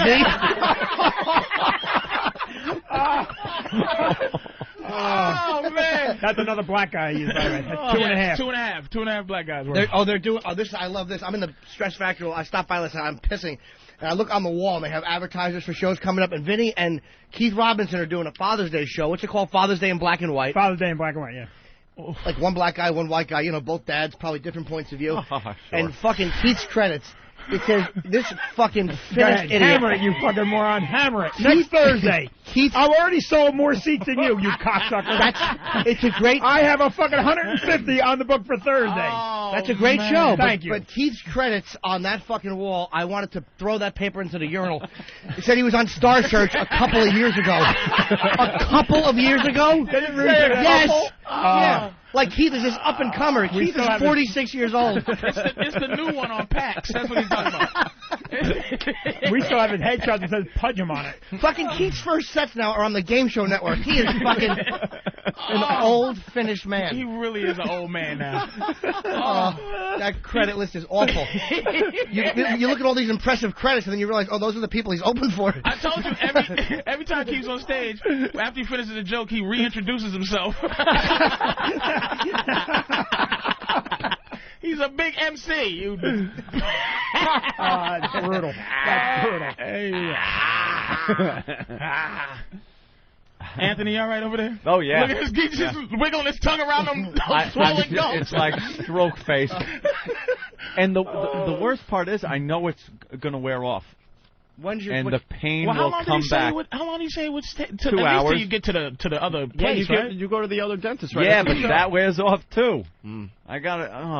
Yeah, but when there's no nerve, man, if they get the nerve out, you can't feel anything. Yeah. It's not gonna exist. The pain's gonna be gone. I think the penicillin's gotta kick in. You get pain medication though from the other place. They'll prescribe something. You'll be fine, man. You're fine. Tell them to take that nerve out, Anthony. Get it out, and then you'll be out. Let's go to Mark. Yep. Mark, what's up, buddy? Not much. I'm wondering if Jimmy Norton, when you call a hooker, do you dial 1-800-HO-HO? I wouldn't have minded. I wouldn't have minded so much if you didn't call her a hoker, you fucking idiot. A hoker. Are you a hoker? I was doing great with you. Oh, that poor guy was waiting for hours for that. Oh, he was. I'm going to crack them all up. They're going to love this. Hey, we got to do a live read for Paisano of Mulberry Street in the heart of Little Italy. Patrice, you do it. Hey. Hold on, I can't read right away. Why not? I have to think first and then read. Like the song says, you'll love Paisano, a great restaurant right in the heart of Little Italy. Try Paisano of Mulberry Street. Huge portions. Joey feeds us all the time. Yeah? Yeah, remember we went? You went? Well, it was delicious. All right, good. The they classic have great moulignon there. Delicious baked moulignon.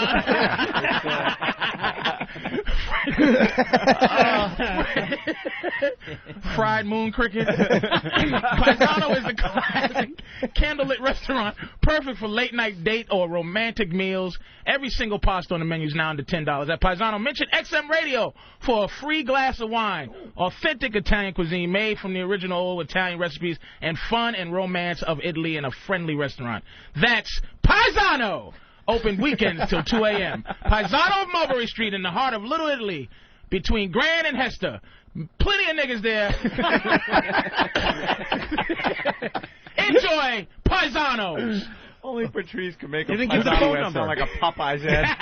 Believe me, the phone call's going to come. Great show. Don't ever let him read that again. Plenty of them there. A lot of people were not happy. Give out the happy. phone number for Paisano. People want to make sorry, reservations. Apologize, Paisanos. Yeah. Call 212-965-1188. That's 965 That's 212-965-1188 for a delicious meal at Paisanos. And remember, mention XM Radio for a free glass of wine. That's right. And that is, they have to buy a meal, or you just come in, say XM, and get a free wine, and you can leave. You can leave. I guess that's... Good luck leaving, though. Good luck. Good luck leaving. Might have a little problem. A little problem at the door, but I guess if you want to, you could try leaving. We're going to take a break, and then... we got to take a leak. And, yeah, we got to take leaks, and then we will end the show and the week with this trainable audio, the last 4 tracks finally, Anthony. A lot of people requesting the Terry Schiavo thing. Zeppelin? The Zeppelin that's thing. my favorite thing all week. Really? Oh.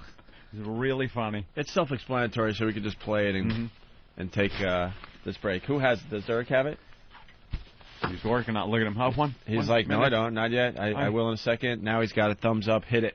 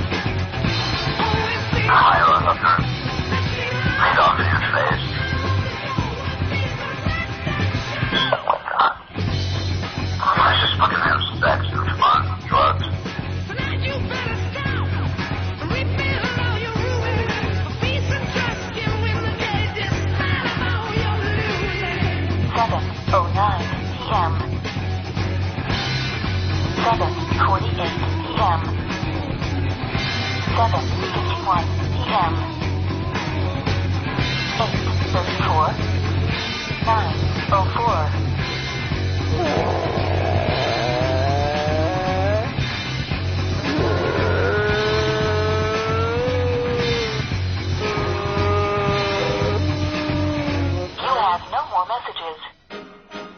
what's that? Well, you've never seen it before? Looks like a rock. New from Sedentary Toys and the Opie and Anthony Show. Oh, it's so shiny. It's got corners. It's the cool new toy that has everyone jumping for joy. O&A Party Rock! It's not just any rock. It's the O&A Party Rock. The O&A Party Rock is incredibly versatile. You can chuck it, you can fuck it, you can drop it in a bucket. You can race it, you can chase it, you can yell right in its face. It's the bestest friend you'll ever have. O&A Party Rock! Why is it wearing a party hat? Every Party Rock comes dressed in a colorful party hat and party blower, making it the centerpiece of any party. Now with shiny red dancing shoes. Not only that, the O&A Party Rock is it's a fucking rock, you dildo. Opie and Anthony, XM202. XM202. The Opie and Anthony Show.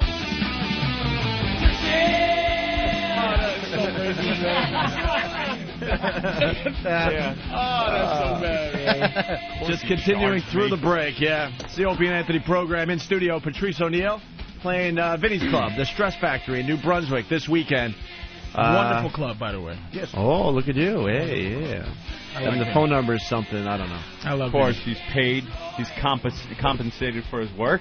Yes. Try that again. He is compensated for his work. I mean, what are we here, communists? Want to get into the trainable audio? The last four tracks, finally. It only took all week to get to this. Considering I sound like one today, sure. Yes, people suggesting that, Anthony. Basically, these are retards that are... Hey! Come on. There's no way to talk. Mentally challenged. What happened? There's just no way to talk. What happened? They teach a family about love and tolerance. Well, they're retards that can be trained. Mentally challenged. So they came up with this term, trainables. They teach you how to love something and cleverly position it behind furniture for family pictures. Oh, God. Why do you know so many bad things about... Hey, why are there bad words? Why are there two ears sticking out behind that couch? No reason. Who's behind that plant? Pete Rose? Oh, man. Oh, man. Retarded haircut poking over the rhododendron. Well, these were instructional videos that were out in the early 60s, Anthony. And, you know, they have problems just like you and I. And they need someone to instruct them. Yeah. So, you know, retards have to date, right? Hey, mentally handicapped challenge. Whatever. Yes, that's not retards yeah, they have to anymore. date. Right. It's like 1955, Opie. Yeah, they don't even have that word anymore. Come on. So we have audio. Ba ba ba ba bang dang dang dang. Yeah, look at the retard. Dang dang dang dang. Hey, retard. What song you want to hear on this jukebox, retard? Hey, look at the retards with the colored guy. Come here, you can look cooler than that, retard. Roll your cigarettes up in your sleeve, you damn retard. Back in those days, if you set a retard on fire, it was a misdemeanor.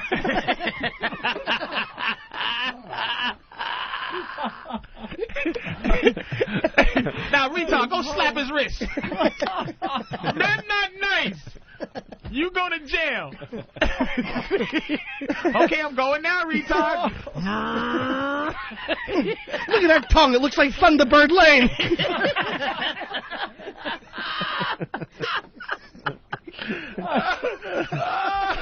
Oh, man. That's not right. That ain't right. Can we go to the tape? Oh, boy. Sure. All right. That's what he's doing. He's putting the penis into the hole between your legs. The girls are not confused by the introduction of different positions or moralizations. Pregnant. If the retardate can understand sexual intercourse, future sessions could include related responsibilities, such as appropriate times and places, and the purpose of birth control. Any and anywhere. The purpose of birth control? That's a mirror. That's how you teach what the purpose of birth control would be. Yeah, Look, genetic mess. That's a training tape you should use right there. The proper place to have sex and when and how. Birth control. You see a hole, you pull your pants down. Because you're already walking around humping. Humping for no reason. That ain't right. That just ain't right. Retard. He said the retard. Retardate. Didn't he retardate? Retardate? He's French. He said... It just kind of jumps into the middle of the clip here. Let's listen again. That's what he's doing. He's putting the penis into the hole between your legs. The girls are not confused by the introduction of different positions or moralizations. Pregnant. If the retardate can understand sexual intercourse, sessions could include related responsibilities, such as appropriate times and places, and the purpose of birth control. Oh. Genetic disaster. Well, the next one's really good. Ricky gets caught J-O-ing. Who? Ricky. Ricky? Our intern? Ricky, yeah. Oh, the tape. Figures you would do it in the wrong place.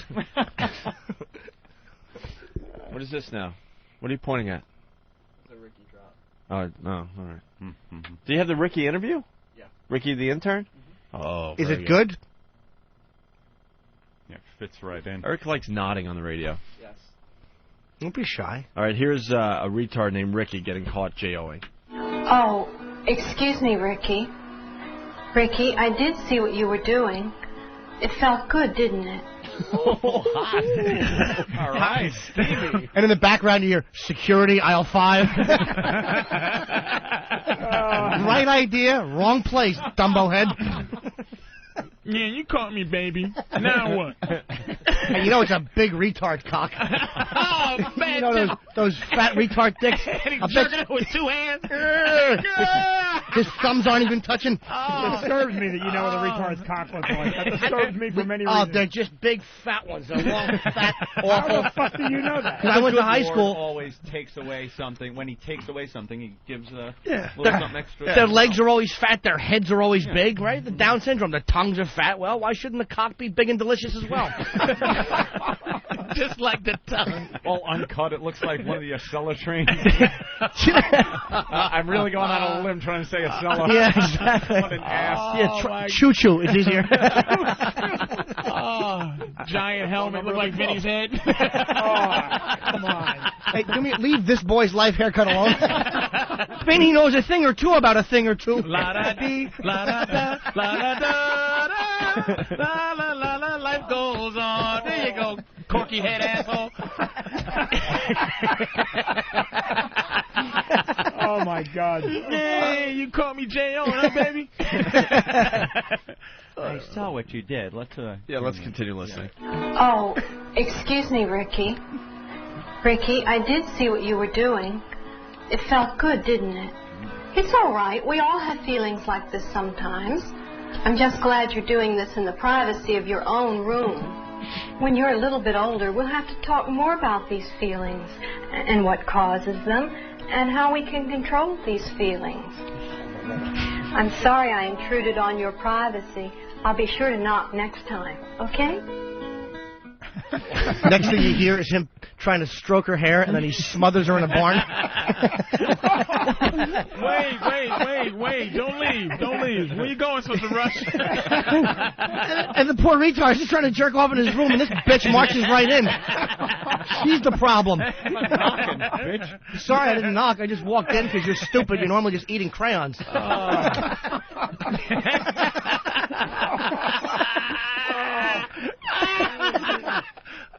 Nice retarded load right on her back. Good for her. Get out and take this with you. Swish. And you know he wasn't even doing it right. He was probably going like left, right, left, right, left, right. Punching it. I'm coming. Ooh. One fat kick to the groin. Leaves that low chromosome batch all over her back. And when he that was less chromosomes. And when he comes, he sounds like regular. He goes, I'm coming. Oh, that was fantastic. Women, yeah, because there's no chromosome, so it doesn't put calories on. For those of you on a chromosome-free diet, there's Corky batch. Beautiful. Thank you very much. That really made me feel much better. Well, we take it to the next level. The next one is a trainable J-Hoing in art class. In art class. All right. True video. How are you doing, Sandy? Okay, Sandy? What are you doing? Okay, you stop and finish your picture, okay? All right? Finish your snowman. If a trainable does not respond to verbal admonition for masturbating in front of others, she is removed from the group. This is repeated as many times as necessary until she realizes this is not acceptable social behavior. If they cannot be made to understand through this method, they may need special help. Anyone who is pro-life should look at footage of a retard masturbating in front of a half-finished snowman picture. Oh, you know what? I thought when she said finish your snowman, she was meaning finish doing what you was doing. No, art class. Yeah, I thought she was drawing a snowman. You simpleton. I thought she was calling that finishing snowman. How easily distracted are you when somewhere between the little hat and the corncob pipe you got to rub your clit? Look at the tits on that snowman. Oh, sweetie, finish this fishy little snowman. Finish your square snowman, stupid. Looks like a snow house. Finish your snow cube. And you know she didn't know it was a snowman until Dumbbell said it was. Oh, look, 3 straight lines. It's a snowman. Oh, good job. No, man. And you know she had paint all over her fingers. The snatch looked like Tammy Faye Baker. It's a no, man, no. Oh, painting. It's all the wrong color. Brown snowman. You dummy. I slapped the shit out of you, stupid idiot. It's a no, man, no. No, it's snowing. Oh, look at Vinny. Vinny, what's wrong? You got some retarded kids in your house? No, this is it's very funny. Uh-oh. No, I don't give a shit. You know what it is? At his Look, club, I don't care. I have no I can't. Vinny has retarded evenings. He has retarded, like, he sells out retarded shows, special Wednesday night trainee show, or what is it? Trainable shows. It's Vinny and Keith Robinson doing trainable shows. Sit down. Some trainables may masturbate in front of the comedian. Stop fucking the chicken wings, sweetie.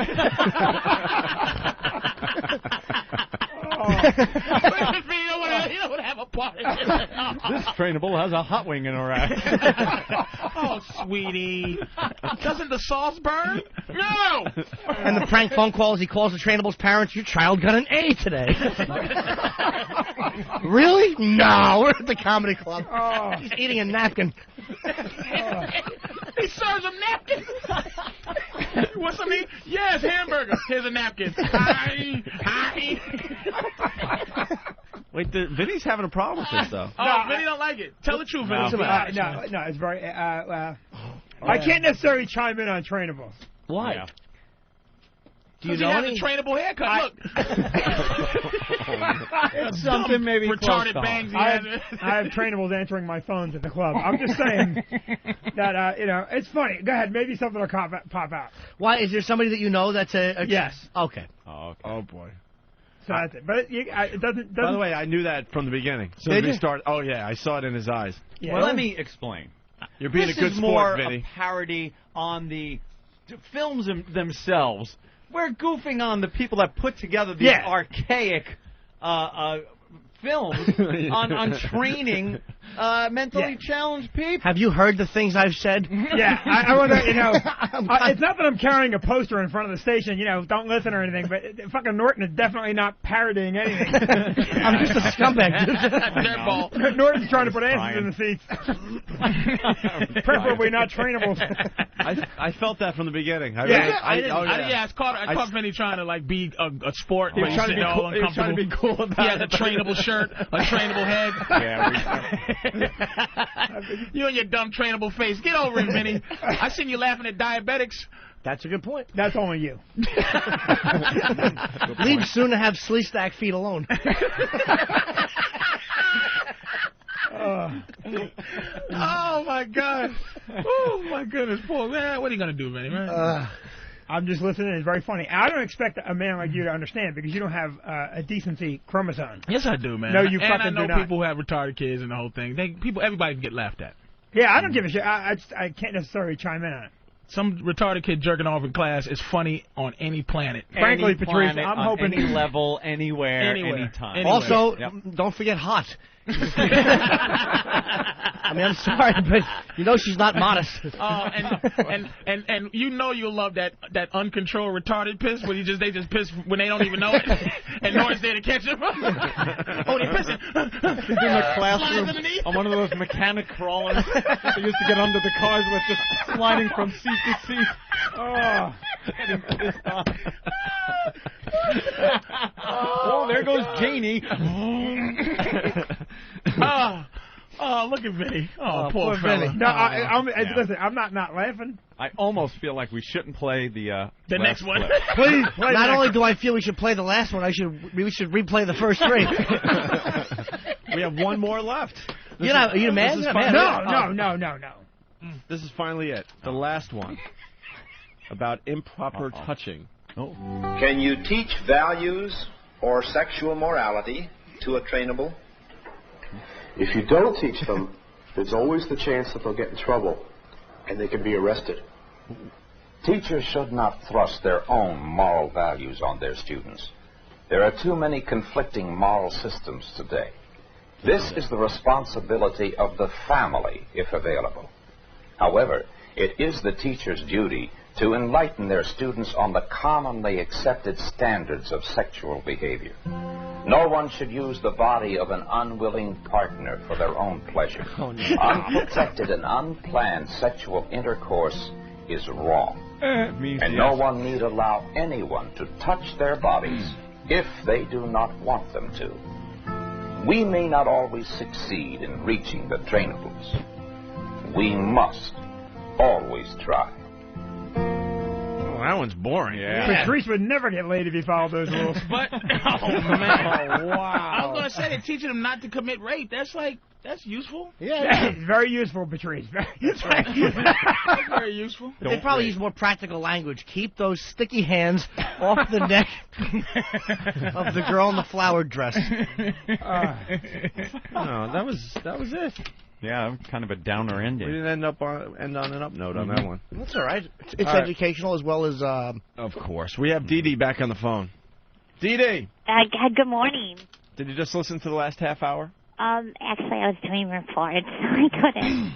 Sorry. All right, so Dee Dee called back Anthony because she has that karate story. Yeah.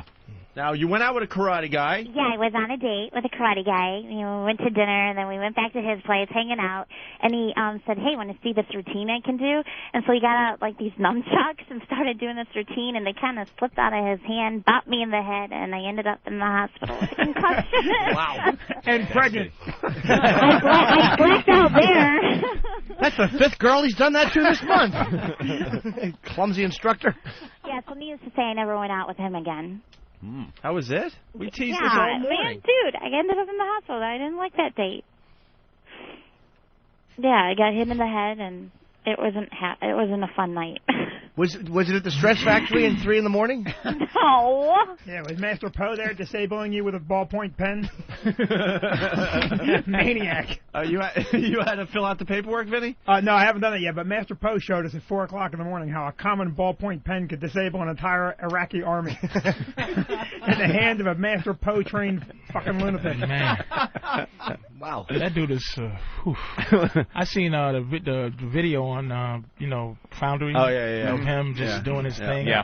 But not quite. He's serious, but he really didn't do anything but move his hands fast, but you just know there's something serious going on there. Yeah, if he wants to kill you, it's over. Yeah, bare hands. Now, did she wake up with those nunchucks somewhere? Yeah, Poe's dangerous. I'm sorry, what? I'm saying that I buy sex toys, and I was wondering, can I use nunchucks? Did he hear her? She just went, nunchucks? Is it nunchucks? Nunchucks. Patrice. You fucking trainable. I think it's nunchucks. nunchucks. I got money on that. It's not numchucks. It's well, whatever they are, they hit me in the head. Nunchucks with an M. I don't know, actually. Patrice, this is a dirty girl you're talking to, Dee Dee. I'm not dirty. Are you filthy sweetness? Yeah, she used to bang the UPS guy. You're a filthy, dirty little thing, aren't you? That's right. Invited him in for you ever use a coffee. glass dildo, sweetie? A glass dildo? No. Delicious. Yeah, Patrice has $10,000 worth of dildos. Okay. And a sex swing. And I'll tie two together and hit you in the head with it. Like you like, bitch. You didn't tell him that I like dominant, did you? Oh, yeah, she likes to be slapped around and delicious. You're a white girl, right? Yeah, can you tell? That's my reparations. Apologize, bitch. Patrice will slap you and fuck you while humming Lead Belly songs. Way down upon the swan. Open your mouth, boy. So I can fish hook you. Oh, Lordy. We've been told our little. Shut up, bitch. Put this straw in your mouth. Oh, my God. Put this hay straw in your mouth. So, yeah, that was my date with the karate guy. All right. Delicious. Well, that was cool. She has, no. Quite a few Do you have stories. something else? What? You have anything else? Not right now, because I got to get to another report. Traffic. She does traffic I for know. XM. See, if I was just with you guys, then it would be easier, but I got to do traffic. Dallas today. I'm doing Dallas. Are you Kegeling? Oh, God. You doing the Kegels so you can continue to get those nunchucks in without a problem? Oh, God. You guys are so funny. Yeah. Patrice is really funny. Oh, well, I'm sorry, I couldn't hear you. What? Patrice is really funny at 545 ha ha. Oh, yeah, come on down. Oh, by the way, I got to plug a gig. I'll be in Boston at the Comedy Connection April 29 and 30. I don't have a number. Just figured I'd throw it out there and wreck everybody's. The Comedy Connection in Boston. Yes. And Patrice is going to be at Stress Saturday. Factory this weekend. Tonight and tomorrow. Vinny's Club in New Brunswick. What's today's date? Because they might hear this on replay tomorrow and then think it's Saturday, The Sunday. 15th. Today's tax day. Oh, yeah. Yeah. Oh, tax day. That's great. God, People are going to be everyone ready to laugh tonight. Why'd you remind them it's tax day, Vinny? Everyone. Why are you trying to sabotage your own club? Nah, it doesn't matter. You do, Damn it. your taxes there up? Yeah, someone did them. Did you sign something? Oh, yeah, I signed some stuff. Patrice swears on the write-in he doesn't sign his tax returns. He said someone else does it. Yeah, I got to, And black people wonder why they can't have property. You got to sign it. Oh, no, he didn't send it to me. I do them quarterly. I don't know about that April 15th. Quarterly, and I sign You still them. have to do a year-end review. You don't have to have... First of all, why am I discussing government issues over the radio so they can come get stupid. me? But I don't... Look, I do quarterly. I already did my taxes for this quarter. I'm going to do it again. I have a business, Vinny. But there's an end of the year there's an end of the return year. that you must fill out. That's due March 15th. I already did that. So you're trying to say you haven't done your taxes in 5 years? You can do it. Oh, shit. Patrice does not do taxes. But he has $10,000 in dildos. That he managed to get done. I do it quarterly. Yeah, you do it but before the 15th. You don't have to do it. There's the big... Right. The big, thick But you can have it in before April 15th. So I get mine in like February. February. You did it early. Oh, yeah. Okay. Well, that's different. You didn't say that. You could see me at the Stress Factory I'm headlining, and I dare the IRS to come and look at my books. Hey, Norton, I heard you bought like a $2 million studio or something like that. No. I don't even know if I'm going to be able to close on it because the guy is trying to back out of it, so I'm still renting. But you're paying cash, right? Can you do me a favor, Opie? Just what? when he buys his small $10 million, fire him on the 45th floor. Yeah. Can you threaten to fire him every other day so he can contemplate suicide? I'll freak out. I would contemplate suicide, actually. Is it contemplate? Of course it is. Fucking Fred Mertz. All the years of picking I really content. am dumb. Content. Years of picking content. Lord, this content is... I'm tired of picking content. Oh, I'm an ass. I really am a fucking stereotype. Dee Dee, what are you doing this weekend? This weekend, my parental units are in town from Chicago. Okay. I'm spending time with Mom and Dad. Oh, Mom and Dad from Chicago. Yeah, they were here yesterday, and they saw that poster board of you guys. Uh-huh. They're like, oh, are those the guys I talked with? And I'm like, Ah. yeah. So they're like, cool. All right, I guess back to traffic. Yeah. That's too bad. You got nothing. You have nothing today, Dee Dee. Sorry. Today I have to deal with traffic. All right. I got to do my job. Well, we're going to let you be. All right, you guys have a wonderful weekend. That's right. All right. Traffic on the LIE, there's a severed head in the shoulder, and Cats in the Cradle is blasting out of the car. Oh, that's an ancient reference. Of course it is. I don't want to leave without Jimmy reading this fun story before the weekend. So, what is it? This Which is one a is great it? story. Okay. Ex-boyfriend accused of causing miscarriage. This is a go-getter. This guy is a problem solver. A pregnant Springfield Township woman told authorities she received a text message on her cell phone last week from her former boyfriend. It read, "Have a miscarriage." Less than a week later, Lucas County Sheriff's detective said the former boyfriend made it happen.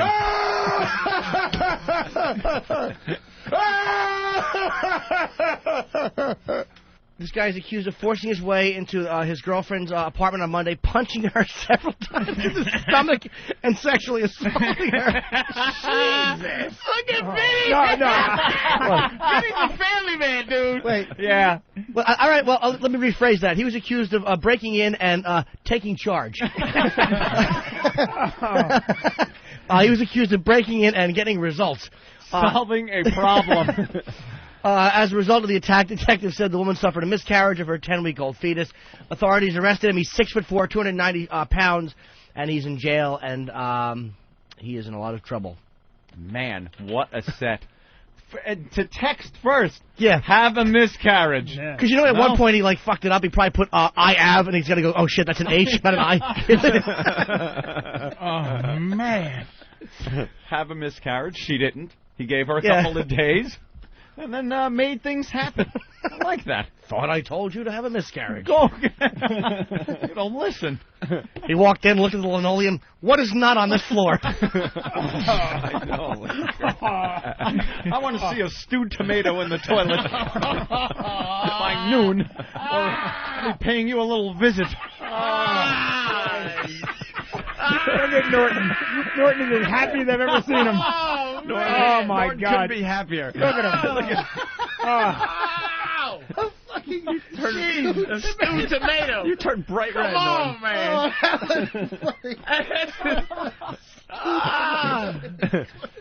Oh, man. That is exactly. That's horrible. Damn. A little tear and a flush. Come on, you can't be that connected to it, baby. It's 10 weeks. Really? Get over it. I mean, those little... Jesus. It's not like you hear mama before it just sucks down the pipe. Oh, my God. Last little sight you see of it. You just fucking can't. Then he's like, why? Why? The show was going so nice. Stewed, such a good time. Stewed tomato. Patrice O'Neill tonight and tomorrow. Stress Factory 732-545-4242. With a special guest this evening. With Big J Okerson. It's a great show, man. You guys are idiots if you don't And know. a very special guest tonight. A very special guest. Yes. We're not allowed to mention the special guest tonight? I'm going to laugh for hours at that stewed tomato. God, that was perfect. Because a stewed tomato sounds like it would have a fat kerplunk into it. Have a little blast radius when it hits. As you look like stewed cauliflower.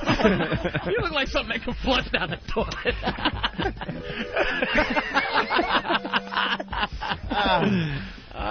Vinny, anything? I just think that was brutal. But funny. Get the video camera before you flush. That's it. Oh, he's all hurt. You been No, listen. I'm not hurt at all. That's fucking funny. That's just back of the bus shit. I can't do that. Why? All right, I get it. All right, son of a bitch. What?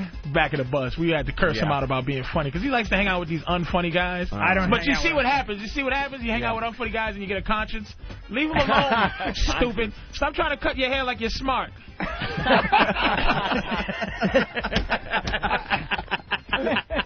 ahead, Norton. Say it. I don't like Say it. You can't even get bangs with that thing. It's like they're trying to be bangs. I can't fucking believe it. I know a thing or two about a thing or two. I hear you do quite the impression of me, Vinny. You can call me what you want, but don't call me late for dinner. 545. Get better. Ha ha. Thank you. Get better, Opie and Mr. Anthony. Everybody go home. The Opie and Anthony Show.